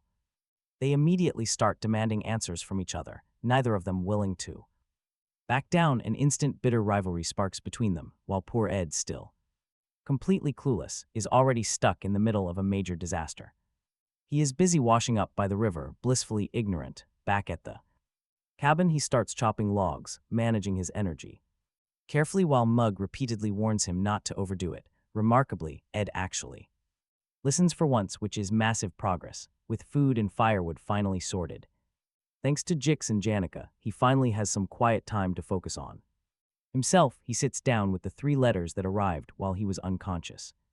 The first letter is from Lordle, warning him to keep his guard up, since nobody knows what the elite will pull next. The second letter is from Finia, suggesting that Crepin might be behind the recent chaos. But it is the third message that stops him dead. It is highly confidential, sent by Professor Glast, requesting a private meeting after the conference. The catches Ed never showed up. His collapse took care of that, and now he has no clue what Glast actually wanted. What he does know, though, is something absolutely nobody else at Sylvania realizes. In the game, Professor Glast is the final boss of Act 2, and that storyline has already begun. Glast's core belief is that only a tiny group of gifted people can truly reshape the world. His goal is resurrecting Sylvania, the greatest sage in history, and to make it happen, he is developing spectral magic capable of rewriting natural law itself. The one obstacle standing between him and his goal is the sage's sealed grimoire. Since the Academy had sold it to Lord Tell to cover their massive financial problems, Glass takes it by brutal force. Then he goes even further, kidnapping Ayla, a student with rare magical talent, intending to use her body as a vessel for Sylvania's own spirit. The entire plan is completely unhinged and highly dangerous, but in the original game, Taylor fights through everything Glast throws his way and wins. Glast falls from the magic tower, he dies, but before that he mutters something crucial, though Ed cannot recall those words. The only thing he actually remembers is the exact trigger. Act 2's final boss battle begins the moment Ayla gets taken. He knows he must be ready. Ready or not, right on cue, the focus shifts to Ayla, awake, alone, locked inside a freezing, dark, damp cell with a demon from the underground waterway standing guard. She knows instantly how bad her situation is. The heavy silence makes it worse. She is barely holding on when she realizes she is not actually alone. Another voice slices through the darkness, and it is blaming her for getting them into this terrible mess. That completely shatters her composure entirely. Through heavy tears, she snaps right back, calling him cruel for kicking her while she's already miserable, making it absolutely clear she never wanted this. Her new cellmate is none other than Ed Roth Taylor, which was definitely not part of his plan. To explain this mess, Ed rewinds 3 days. He was busy working on his magical engineering gadgets but hit a wall. His current materials and blueprints simply were not good enough for what the final battle would demand. Then a highly specific memory from the game suddenly sparked during the third stage of Final Act Showdown. The main party enters a secret laboratory packed with highly valuable blueprints. Taylor handles the mini-boss there, but Ed is way more focused on the shelves. Heading in alone is suicide, so he recruits Janica to tag along with him. Back at Sylvania Academy, Professor Glast makes an announcement. 2 students, Adele from Class B and Ayla from Class C, are being promoted up to Class A. The Academy must make room for highly exceptional, top-tier talent. Jix crunches the numbers and realizes Class A now has 5 members, the biggest it has been in years under Glast's watchful eye. Ayla might not be the most powerful student, but her rare magic stats are highly unusual. Jix questions the move, wondering if the class is purely merit-based. Glast does not take that bold question lightly. He tells Jix plainly that the fastest way to completely destroy a student's future is to flatter them with vague potential and then abandon them without actual support. It lands as both a harsh lesson and a warning. Despite his cold intensity, Glast's convictions about raw talent are not abstract. They are personal. He had a daughter, Murray, and despite being an ordinary magical talent, he believed in her completely. That intense belief shaped how he views the entire world. Murray had everything to prove, taking on a dangerous monster hunting way before she was ready, and she never returned. That crushing loss hollowed Glast out, rebuilding him into something far colder. After her death, he threw himself into forbidden spectral magic research at Sylvania Academy. He did not want to advance the field but resurrect Sylvania herself, the greatest mage who ever lived, the master who created magic itself. Grief has a terrible way of twisting into obsession, and Glast's grand plan is ambitious, to say the least. As class ends, Glast almost says something to Lord Tell, but he suddenly stops, pulling back to tell her they will speak tomorrow instead. Lord Tell already knows what this is about. Glast is worried about the sage's sealed grimoire, which she has already purchased, knowing he wants to call the transaction an absolute disgrace, considering how vital that book is to magical research. But she is not losing sleep over it. The official handover ceremony is right around the corner, meaning whatever objections he raises will not matter now. Meanwhile, Ed is busy preparing. Watch closely. The legendary grimoire connection ceremony is about to begin, signaling the start of the final battle of Act 2. His plan is simple: shadow Taylor through phases 1 to 5, while he battles to rescue Isla and gather any valuable items left behind. Ed has already mapped out his top priorities, specifically targeting 2 items from Phase 3, Glock's Eye and Delheim's Hourglass. Both treasures are crafted from materials nearly impossible to find outside of the late-game scenario, meaning grabbing them now gives him a massive future advantage. To get Janica to join him, he claims he dropped a valuable item in the underground waterway and needs help searching. He fully expects her to hesitate. Dark, cramped tunnels are not exactly welcoming, yet she agrees instantly. Without a single second thought, Ed feels quite guilty because he can tell she genuinely cares and he is lying straight to her face, but he needs her help, so he moves forward. Before they can set out, Assistant Professor Claire arrives holding a message. Professor Glast wants him in his office. Ed has absolutely no idea why. Ed figures it is just a follow-up to that previous summons he missed after passing out. He decides to comply. Walking inside, he is shocked to find Isla already waiting, which instantly puts him on high alert. She gets defensive the second she spots him, still furious about the Apollo's Hall incident when he aimed an arrow at her. Ed, meanwhile, is feeling incredibly confused for an entirely different reason. Isla is supposed to be kidnapped by tomorrow. She should not be standing here calmly in a faculty office. At this moment, something is deeply wrong. Ed immediately scans the room, searching for clues. To explain this bizarre shift, he spots it sitting on Glast's desk, a detailed report from Claire documenting all her observations of Ed and the investigation into the Follows Hall incident. Suddenly, everything connects. Glast knows exactly what Ed is capable of, and he might have already pieced together what Ed actually pulled off. He is still processing that shocking realization when the office door swings open and Glast steps inside. Ed's hand flies to his dagger on pure instinct. Startled by the sudden movement, Isla screams and bolts toward the professor, but then the situation completely flips. Glast is not the one needing unbelievable. Glast is the final boss of Act 2, and he is done pretending otherwise. He traps Isla in a powerful time prison without even breaking stride. Ed instantly throws his dagger and summons Mug to trigger a massive explosion, a lightning-fast, perfectly logical response. Glass blocks the blast effortlessly and actually praises Ed for his incredible reaction speed and sharp ability to read the room so quickly, but that praise comes with zero mercy attached. From behind cover, Ed desperately tries to negotiate, offering to stay completely out of entirely if Glast only needs Isla. Glast is not interested, having already witnessed enough of Ed's combat potential to view him as a dangerous, untidy loose end. Ed quickly runs the numbers. If he runs, Glast will keep hunting him down, and that ruins everything. But if he lets himself get captured, he might end up exactly where he wants to go. Straight into the secret laboratory, so he makes his decision and surrenders right there. Glast looks down at him and delivers a harsh verdict. Ed is just a product of effort. He lacks talent, resourceful yes, but fundamentally limited. At least in Glast's eyes. Strangely, looking at Ed, the professor sees painful echoes of his daughter. As Ed is locked inside the time prison, Mug slips out of his pocket and quietly vanishes. Slipping away, Mug rushes back to the camp, just as Janica is enjoying her peaceful afternoon. She has absolutely no idea that Ed has just been captured. Narrative shifts here, taking us into the quiet, written memoirs of a legendary old man. He spent his life traveling the southern continents, chasing down the deepest magical secrets. Most of his written memories always lead back to one person, his late master, Sylvania. She was easily one of the greatest archmages of her era, taken from the world far too soon. In his memories, she never aged. He carried that quiet, desperate longing for the rest of his days. The impossible wish to see her face just once more, knowing some things can never be recovered. What is gone remains gone, so instead of endlessly chasing a ghost, he did the next best thing. He took in a gifted young apprentice and poured every single scrap of his knowledge into her. On his very deathbed, he gently placed Sylvania's iconic hat right over his life's work.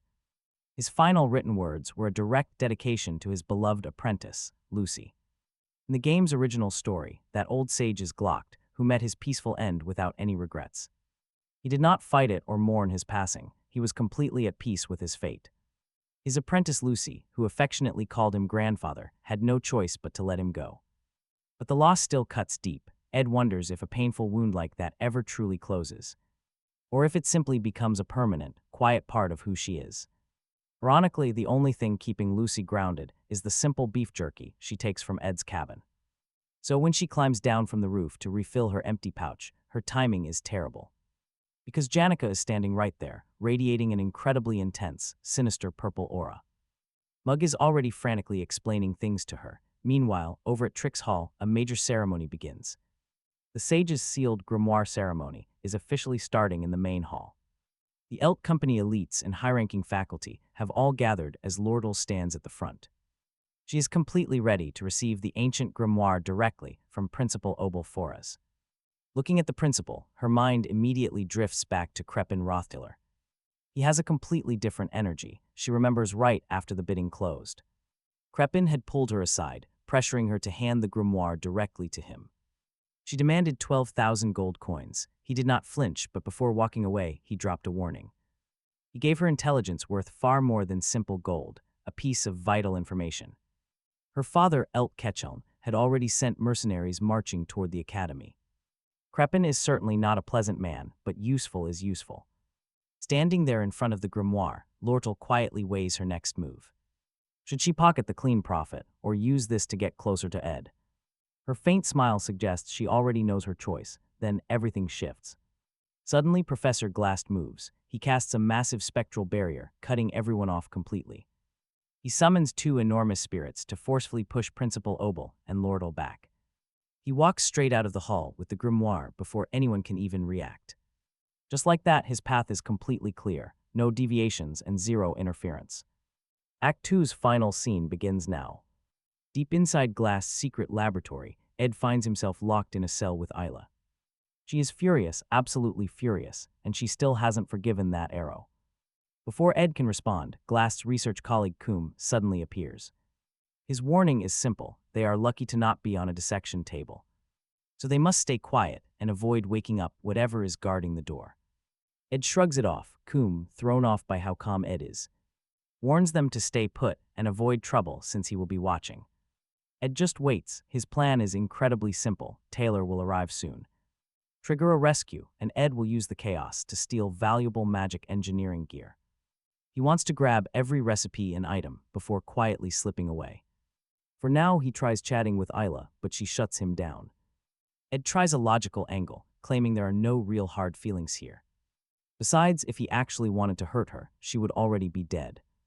That logic fails completely. She calls him a liar and keeps ranting. Ed finally tells her to just shut up and wait for Taylor. After a quiet beat, he apologizes, explaining his actions were strictly business. Nothing personal. Isla has never heard him apologize before. She falls totally silent. Suddenly, Mug appears crying and asks if Ed is okay. Ed grabs him right away. Finally, someone in here he can actually talk to. Seeing the spirit, Isla tells the little guy to go fetch some help. Mug proudly reveals that he already took care of it. Janica knows Lucy is coming. Ed's relief vanishes instantly. Trust me, having Lucy show up here is the absolute worst-case scenario. Mug's happy face earns him a quick smack, sending him flying across the floor. Coom walks over to check the noise, and Ed immediately confronts him. "Let us go," Ed warns, "or this gets ugly." Coom just laughs it off. Bad move. Mug already swiped the dungeon keys while the guard was distracted. Ed wastes no time unlocking the cell door while the guard is distracted. Isla tries to follow, but Ed convinces her to stay behind. Her injured leg cannot handle this run, and he needs to move fast. She relents. Ed's priority is simple: find Lucy first. If you know how this game works, you know Lucy is the ultimate wildcard. Everything changes the second she gets involved in a scenario. Knowing his entire future is on the line here, Ed starts running. Meanwhile, a bruised and exhausted Taylor reaches Jick's room back at the hall. He needs help rescuing Isla, having lost Glast's trail back at Trick's Hall. Jick and his crew head straight into the underground waterways to search. At that very moment, Ed is backtracking through the laboratory layout. It is actually pretty funny to experience this final scenario in reverse. Not in the script, but it works perfectly in his favor. The monsters are locked up, meaning his path is completely clear. But things will get messy if Lucy runs into Professor Glast. That meeting does not end well for anyone. Ed keeps pushing forward. Soon he reaches the secret library, encountering Riene, a local banshee. The library boss is on guard, and Ed knows her habits well enough to realize he should avoid a clash. That fight belongs entirely to Taylor, who needs the critical experience of defeating Riene and Coom to prepare for what lies ahead. Though Ed slips past in total silence, snatching up the magical tools and necessary engineering blueprints while keeping well out of Riene's view. Mug signals the perfect moment. They move carefully, then the earth suddenly trembles. That vibration is all it takes. Riene instantly locks onto their position and the moment her eyes find them, there is no escape. Both Ed and Mug realize they are caught. 30 minutes before this, over at Trick's Hall, Principal Obel finishes destroying the giant creature Glast summoned, ending the immediate danger. Lortle watches. Nuttershock struggling to process the scene. Glast stole the legendary grimoire right in front of the top professors and walked away. Obel takes full blame and vows to retrieve the book, though his voice betrays deep worry about what Glast is truly plotting. He explains that there are 3 things magic must never touch, immortality, resurrection, and time itself. All 3 shatter fundamental laws, disrupting the flow of time and human destiny. Lortle quickly pieces the clues together. Glast's immense grief over his deceased daughter and his obsession with the legendary sage Sylvania suggest something darker. If he wants any of these, resurrection is his obvious goal, before Obel can ask. Further, a panicked professor rushes inside. Taylor was spotted pursuing Glast down into the underground waterway, and several students have been kidnapped, including Isla. And Ed, hearing Ed's name, freezes Lortle completely. She trusts Obel to save him since he's the strongest mage in the world and gave his promise. Waiting is the logical choice. She almost convinces herself to stay put until she looks outside and spots something huge moving far away. She grabs her binoculars, peering through them to see the waterway entrance, with Janica riding her colossal spirit dragon directly toward it. That decides it. Lortle calls her merchant team to action, preparing to head inside. Meanwhile, deep in the dark canals, Janica has already cornered Dorothy, a third-year student working for the traitorous Glast. She shakes her, demanding answers, but her mighty spirit Tarkin does all the work. One look at the roaring, colossal fire dragon is enough to make Dorothy faint instantly. Janica sighs, gathering what little information she could from the girl before she lost consciousness, and drops a cloth over Dorothy's face, not out of pity but rather to hide her own mild embarrassment. Just then, Lortle finally arrives, offering a wave and a level of bubbly energy that is totally inappropriate for the situation. Lortle observes Janika's powerful elementals and realizes everything instantly. Janika is ready to destroy the entire underground structure just to rescue Ed. That sudden realization quickly triggers a much more selfish thought. What if Janika saves him and Ed falls for her? Talk about a complete nightmare. Lortle decides that scenario is completely unacceptable. She walks up to Janika with a sweet smile, mentioning, almost casually, that Ed has already been saved and returned to his cabin. She suggests Janika should go check on him right away, but Janika sees right through it. She points out with perfect logical accuracy that she was the first to arrive and saw nobody exit. The obvious lie falls completely flat. While the two girls continue to argue, Janika reveals she actually tried to bring some backup, having asked Lucy, who merely yawned and turned. Left with absolutely no other choice, they decide to split up and dash off in opposite directions, both desperately racing to find Ed before it is too late. The stakes are high for both, and neither is hiding it. Meanwhile, inside the secret library where Riene still cornered Ed and Mug, the ceiling suddenly crashes down, burying Riene completely under tons of falling stone and heavy rubble, and dropping through the hole, yawning, is Lucy. She simply got bored and came. Wanted to help. Ed stares, knowing things just got incredibly complicated. Elsewhere, Principal Obel and an old friend quietly watch the sunset. They debate whether to step in, though Obel lines toward waiting. He wants to let the students handle this situation themselves. Moments like this are how they grow, but his companion is not entirely sure about that. He wonders if piling heavy pressure on them is truly fair. Still, he admits this is the strongest generation they have seen in a long time. Prodigies like Taylor and Jix do not come around very often. Over the years, many students have successfully risen to the challenge. Obel listens silently, but a strange, deep premonition begins stirring right inside of him. He can feel it. Something massive is coming, far worse than prior challenges. It is a threat that will not just test limits, but shatter them. Back underground, Lucy sits lazily on top of the rubble, yawning and asking Ed for beef jerky. He says he does not have any. She looks completely devastated. She immediately searches for a nap spot, but Ed grabs her shoulder. He needs to think because Lucy is a chaotic wildcard, but one he can use. Right now, Janika and Lortle should be moving through the hall, meaning he has to intercept them before they reach the final stage of the event. Most importantly, he cannot let Lucy get anywhere near the headmaster Glast under any circumstance. If she gets there first, it triggers the absolute worst ending. Imagine that disaster. So he acts fast, remembering Janika's advice. Staying close keeps you safe. He spins that logic on Lucy, promising her beef jerky on the way out, successfully convincing her to tag along. It is a miracle. The new plan: grab all the library loot, find Janika, locate Lortle, and escape, leaving the rest of this dungeon scenario for Taylor to resolve. As they walk, Lucy blasts a swarm of attacking bats with her magic.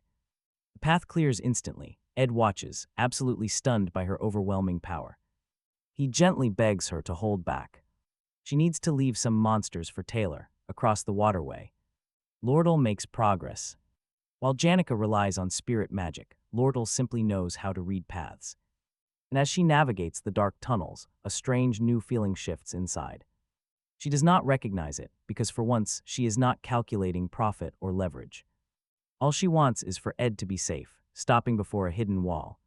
She listens carefully right before the entire stone structure suddenly explodes outward. Ed steps through, carrying Lucy on his back and holding an armful of heavy magic gear. Pure, instant relief washes over Lortle. Ed does not even miss a beat, dumping a massive pile of heavy equipment right into her arms to carry. Lortle takes it, but her sharp gaze locks onto Lucy, riding comfortably on Ed's back.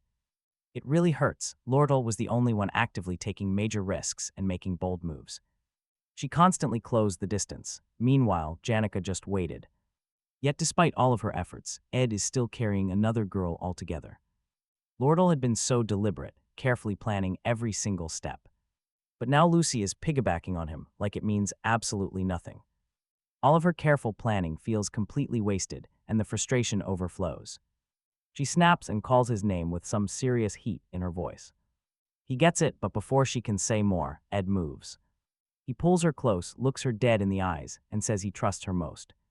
No arguments. Lordle freezes completely, her words catching right in her throat. A bright red blush hits her face, and her anger instantly vanishes.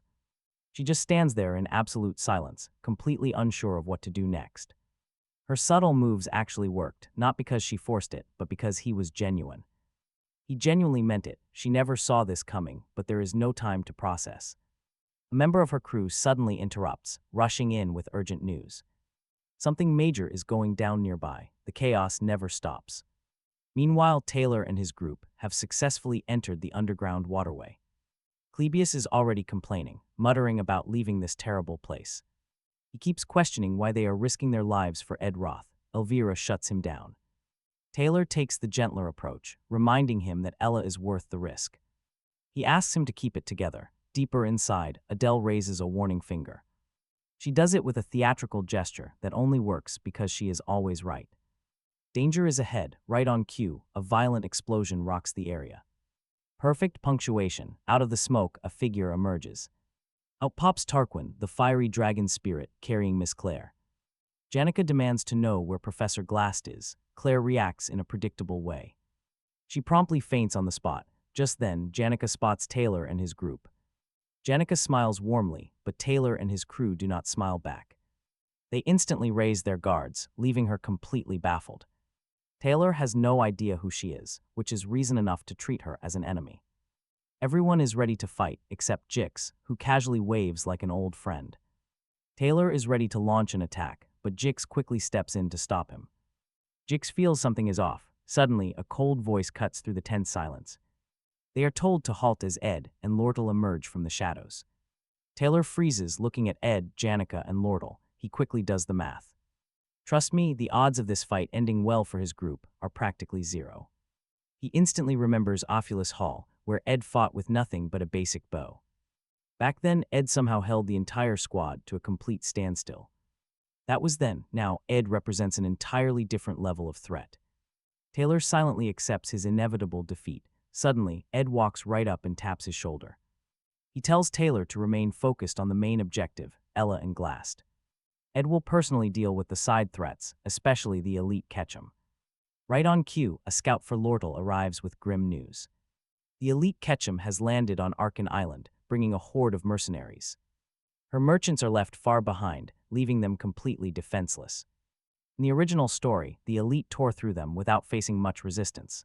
Ed takes this in calmly. In the game, elite Ketchum was the mid-boss of Act 2, an opponent they failed to properly finish off the first time. That massive oversight has consequences, but Ed holds a trump card the elite cannot predict. It is a magic tool letting him see the game's actual storyline. He checks it now. The plot remains on track. Act 2 is rapidly closing in. Taylor is already moving through the main quest, and Ed's role is simple: crush the mid-boss, protect the timeline at all costs. He turns to Taylor, speaks the words that must be said, and leaves with a surge of real confidence in him. Taylor is the main character of this world. What lies ahead for him is far harder than anything Ed has to face. Ed knows the stakes, but he steps forward anyway, trusting Taylor to play his part. Ed refuses to waste a second. He sprints toward the trading guild. He is betting everything on the assumption that elite Ketchum will head. They're first searching for the evidence tying Lortle to the secret armor transaction that ruined his rank, but mid-sprint, Janica suddenly drags everyone to a halt. Ed objects, knowing they must keep moving, but Janica stands firm. She reminds him that he literally collapsed from exhaustion after barely escaping Glass's prison. Yet here he is, trying to throw himself into another deadly clash. Tears fill her eyes as she insists that this is not his battle to fight. Logically, he knows she is right. But he also knows the catastrophic consequences if elite Ketchum is not dealt with. The peaceful future he has been desperately working toward will completely fall apart. Besides, he's going to need both Janica and Lortle to survive this mess. Anyway, surprisingly, Lortle supports Janica's plea. She tells Ed this crisis is her fault, not his, arguing that he belongs somewhere secure rather than leaping straight into the fire. It is a rare, touching sight to see the two girls actually agreeing on something, even if it only lasts for a fleeting second. But he will not back down. He thanks them then. speaks plainly. Lordle's problems are not some stranger's issues to him. That statement hits way harder than he ever expected. Both of them freeze. The heavy atmosphere shifts. Ed, utterly mortified by how romantic that sounded, tells them to keep moving. He is already internally screaming at his own terrible wording. He has always been terrible at expressing his true thoughts smoothly. Janica, catching the awkward expression on his face, steps in to save him by agreeing with his logic.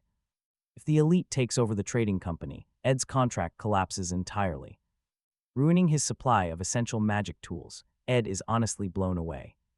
Her explanation is the exact piece of clean reasoning he needed, but could not articulate. Lordle, however, says nothing. She's somewhere else entirely, still turning his heavy words over in her mind. They are nearing the exit when Ed spots the scale of destruction ahead. His first thought is Taylor, but his focus shifts when Janica sheepishly admits she caused it by accident, leaving Dorothy completely knocked out. He realizes he seriously needs to stop underestimating this gentle spirit summoner. Janica is visibly terrified he will judge her, but he really does not. A surviving guild member warns them the main exit is blocked. He points to a carriage waiting outside to take them directly to the association building, where Lordle's forces are dug in. That sounds like a plan, but stepping outside, they find the carriage completely wrecked. Lordle's guards are dead, and Elite Ketchum is waiting for them in the ruins. Standing right in the middle of it, Lortel keeps her cool, tossing a sharp remark his way about his surprisingly early arrival. Elite just chuckles. The old merchant reminds her that he is the one who taught her how to keep company records completely clean. Zero evidence, no trail. This time he is using that exact same knowledge. Against her, he spotted a massive gap in her personnel files, bribing a loyal guard and luring her entire crew straight into the setup. Now he watches her process the sudden betrayal. Eager to twist the knife, he tells her she has finally perfected the smile she wears when someone sells her out, pitying that he must ruin it now. To force a confession, he snaps his fingers and the beaten guards stand right back up. The mind-controlled crew swarms them immediately. Lortel stays remarkably calm, throwing the insult right back at him. She notes that Elite has never once fought his own battles, always hiding like a total coward behind hired muscle. Elite just smiles and claims he brought the absolute best mercenaries on the continent. His orders are brutally simple: slaughter everyone but leave Lortel alive. Deadly arrows rain down. Janica conjures a protective wind spell just in time, blowing away the volley. She instantly reads the mercenaries' movements, warning the entire team, stay alert. These guys are pros. Elite already knows Janica is. The big problem: spirit users are tough. He came prepared. He reveals Belarus's prejudice, a legendary item, and activates it. The surrounding mana immediately collapses, completely suppressed. Janica's magical advantage evaporates. Ed knows exactly what Belarus's prejudice is and understands its massive weakness. The activation sequence is slow and highly visible. Theoretically, they can exploit that. In reality, their party is mostly mages. Veteran mercenaries never give spellcasters any room to breathe.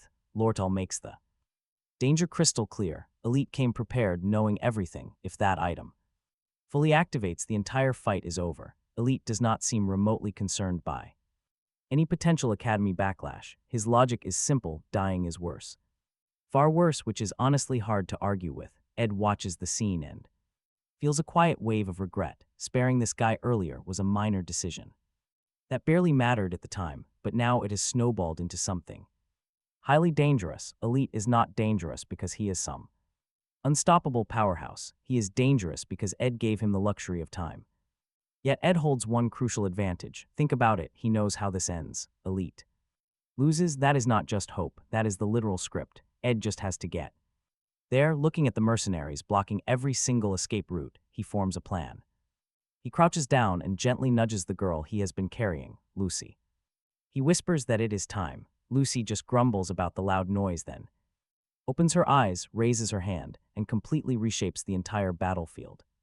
Mercenaries go flying. Those left standing do not last very long. This is Lucy, technically a student, realistically a total disaster, and easily the most ridiculously overpowered asset on their side right now. As the dust begins to settle, we briefly shift to a small, isolated cabin. This place once belonged to Glock. His private journal, written near his final days, was never widely read. In its pages, he described Lucy with a heavy mixture of awe and deep worry. He saw her staggering talent, a true blessing that other mages could never hope to match. Others spend lifetimes chasing. Still, he warned her not to let those gifts make her lazy, or let her incredible power isolate her from the world. Before he finished, he made 3 simple requests: never use her magic to kill, avoid anything that could bring blood onto her hands even by accident, and live quietly as a student at Sylvania Academy. Back in the present, the veteran mercenaries, seasoned killers who had faced genuine danger their entire careers, are not just rattled, they are terrified. They have never felt an aura this heavy. Even their leader, Elite, who had run the entire operation with cold confidence, breaks character and starts shouting. He orders his men to attack. One brave fool actually tries, charging with his sword drawn. Lucy casually snaps her fingers and he vanishes. The rest do not need to see that twice. They scatter instantly, leaving their terrified leader standing entirely alone. Now completely out of control, Elite resorts to threats, warning her about his magic tool. If she gets closer, he will trigger it. Lucy simply asks him if he is the leader. The pure, crushing weight of her presence alone drops him to the ground. She's about to finish him when Ed steps forward, signaling her to stop. The mercenary is done. Suddenly, the ground violently shakes as a massive earthquake hits. Up in the sky, 7 stars align in a straight line. Ed knows what this signifies immediately. Glast has pushed his magic far beyond the laws of nature. The magical world is descending. The second act's climax has begun, and Ed thinks of Taylor down below, tested and ready, and feels a heavy weight lift from his chest. The main storyline is on track, moving exactly as planned. But then he spots Lucy soaring straight toward the descending magical domain. She's watching. Massive towers draw magic from the air, her face showing a sudden realization. She realizes what this represents. Bringing back the dead might actually be possible. Ed's relief completely vanishes because he knows this moment. In the original game, Lucy sleeps through this entire crisis on a rooftop, but if the player wakes her early and leads her to Glast, the professor offers to bring Glocked back, and Lucy, faced with that choice, completely turns. She does not just stop helping. She wipes out everyone, including the hero. No exceptions, no way out. There is absolutely no scenario where that battle ends well. Ed woke her up and he brought her here. Now she is heading straight for the master manipulator who knows exactly what to say. Ed's sudden fear is that he caused this, his escape, his sudden kidnapping. Any of these events could have nudged Lucy onto this dark, precise path, but before his panic spirals further, Elite makes a desperate move. He activates his legendary magic tool to suppress Lucy's mana, with her power temporarily weakened. The mercenary boss directs an attack toward Ed. It is a smart play. It simply does not work. Ed stays perfectly calm, casting a swift wind blade to drop his attacker with zero ceremony. Elite looks completely stunned, having never accounted for Ed actually being highly competent. Then, Lucy's immense mana surges right back, shattering his legendary tool completely. Elite is officially out of options, dropping to his knees to beg. Lucy, lacking any trace of mercy, prepares to execute him. Ed steps directly between them. He does not dismiss her anger, but begs her to stop, and reminds her that taking a life, even a thoroughly deserving one, is not the answer. Those words hit much harder coming from Ed than anyone else because they are essentially Glock's words, the exact same advice her beloved mentor once gave. It works. Lucy pulls back, sparing Elite, and shifts her focus. She turns to leave, and Ed immediately asks her where she is going. Her answer is vague, so he tries a different angle to reach her. He asks if she will regret it. She only thinks of Glock's final message, telling her to be strong and accept that what is gone is gone. He spent his life writing for her, and his last wish was to move forward. She tells Ed she will not regret it, then flies off into the dark sky. With her gone, the chaos wraps up quickly. Janica handles the retreat. Lordle takes Elite into custody, while Ed drags his exhausted body up Trix Hall. He finds Lucy sitting alone on the roof, quietly watching the academy grounds. He sits beside her without a word, his thoughts drifting to Glocked. The man who funded the very scholarship Ed is on right now. He gave everything to the academy, choosing to live incredibly simply. Even Glocked Hall, which Janica leveled back in Act 1, was built in his name. Every single corner of this place carries his heavy footprints. For Lucy, this school is just a massive monument to the one she lost. Suddenly, she breaks the quiet, asking if he has any beef jerky left. He has none. She accepts this with a strange, quiet kind of dignity. Ed asks what she is doing up here on this cold roof. She says she is just remembering the old days, and slowly she begins to talk. She admits she used to cry a lot, but eventually the sadness faded. Not because her pain healed, but simply because enough time had passed. Glocked is long gone. Even magical resurrection would not make him stay. The old master was already entirely at peace with his own death. If she revived him, he would probably get annoyed and die again on principle. And then he would find a way to scold her from the afterlife. Besides, resurrecting a master who dedicated his whole life to magic feels wrong. It would be an absolute insult to everything he ever stood for. She calls herself selfish for ever wanting to bring him back at all. The desire to bring him back was never about him, it was about her own grief. Ed listens quietly, offering silent support without trying to fix her pain. He knows her choice to let Glocked go is still incredibly raw. He has seen people make hard choices they are not ready to keep. But Lucy does not deflect or try to bargain for snacks this time. She simply leans her head against his shoulder in total silence. That simple gesture speaks louder than any words she could have spoken. Ed stays perfectly still, letting her rest against him as the night deepens.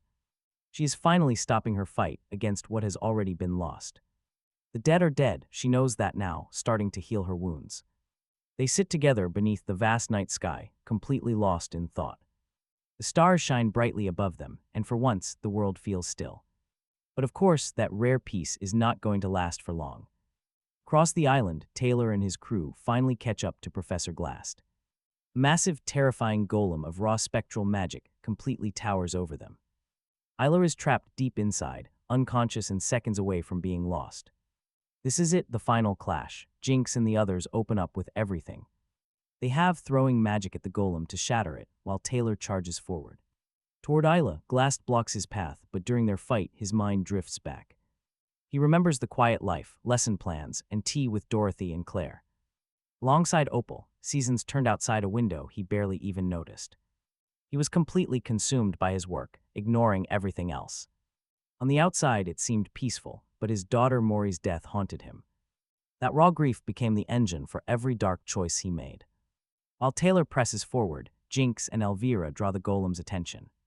Glast instantly locks them both inside a time prison, freezing them completely mid-motion. Jinx gasps out a final warning to dodge. Taylor leaps just in time. He does not stop. Now watch, he delivers a massive slash to bring it down. The devastation shatters Glast's creation. The frozen time spell finally breaks.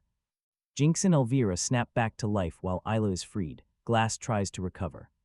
But Jinx hits him with ice first, letting Taylor close the distance for the blow.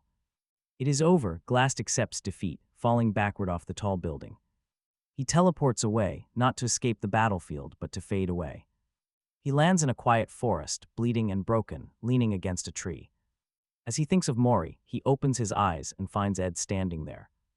Ed has a serious, urgent question that simply cannot wait any longer.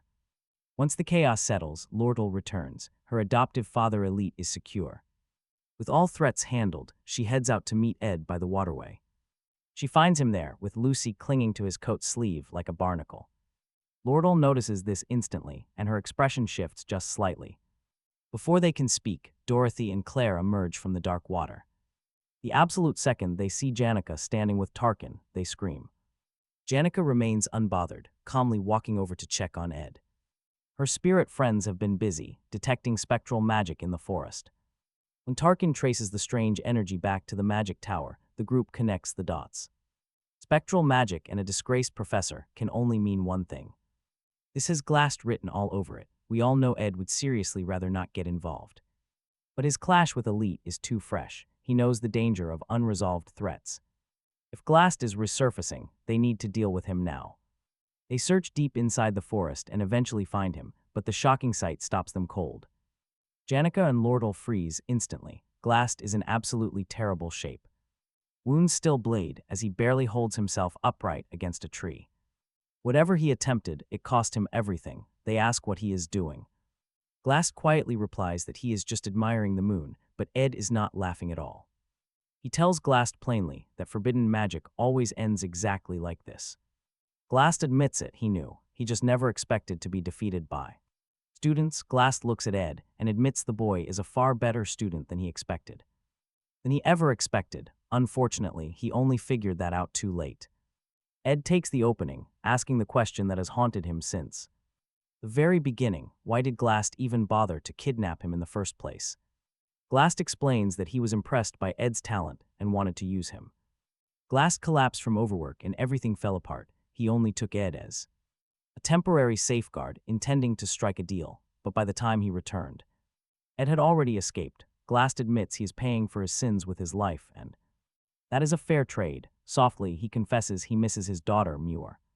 17 years spent with her, yet somehow he had completely forgotten those years were never lonely at all. Ed lets him sit with that quiet truth before speaking up, mentioning Claire, who deeply respected Glass despite having every reason to despise him. To her, he was more than a professor, the sharpest mind she had ever encountered, Dorothy.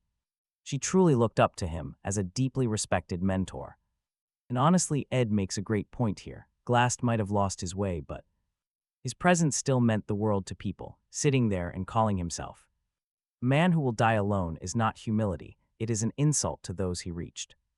Glass listens, smiles faintly, and quietly takes off his glasses. Gathering the last of his strength, he reaches out with a key. It belongs to his private library, filled with legendary crafting formulas and years of secret knowledge. Ed hesitates, completely caught off guard, and asks why he would hand over such priceless secrets. Glass simply tells him to be grateful. Then, with the incredibly dry humor from a man who has nothing left to lose, he tells Ed to clean up the absolute mess he left behind before the Academy investigators arrive. His final words are directed at Lucy, offering a gentle, quiet piece of advice to look around her every once in a while. Then he closes his eyes, looking incredibly peaceful beneath the moonlit Zelkova tree. Ed, Lucy, Janica, and Lordle stand there.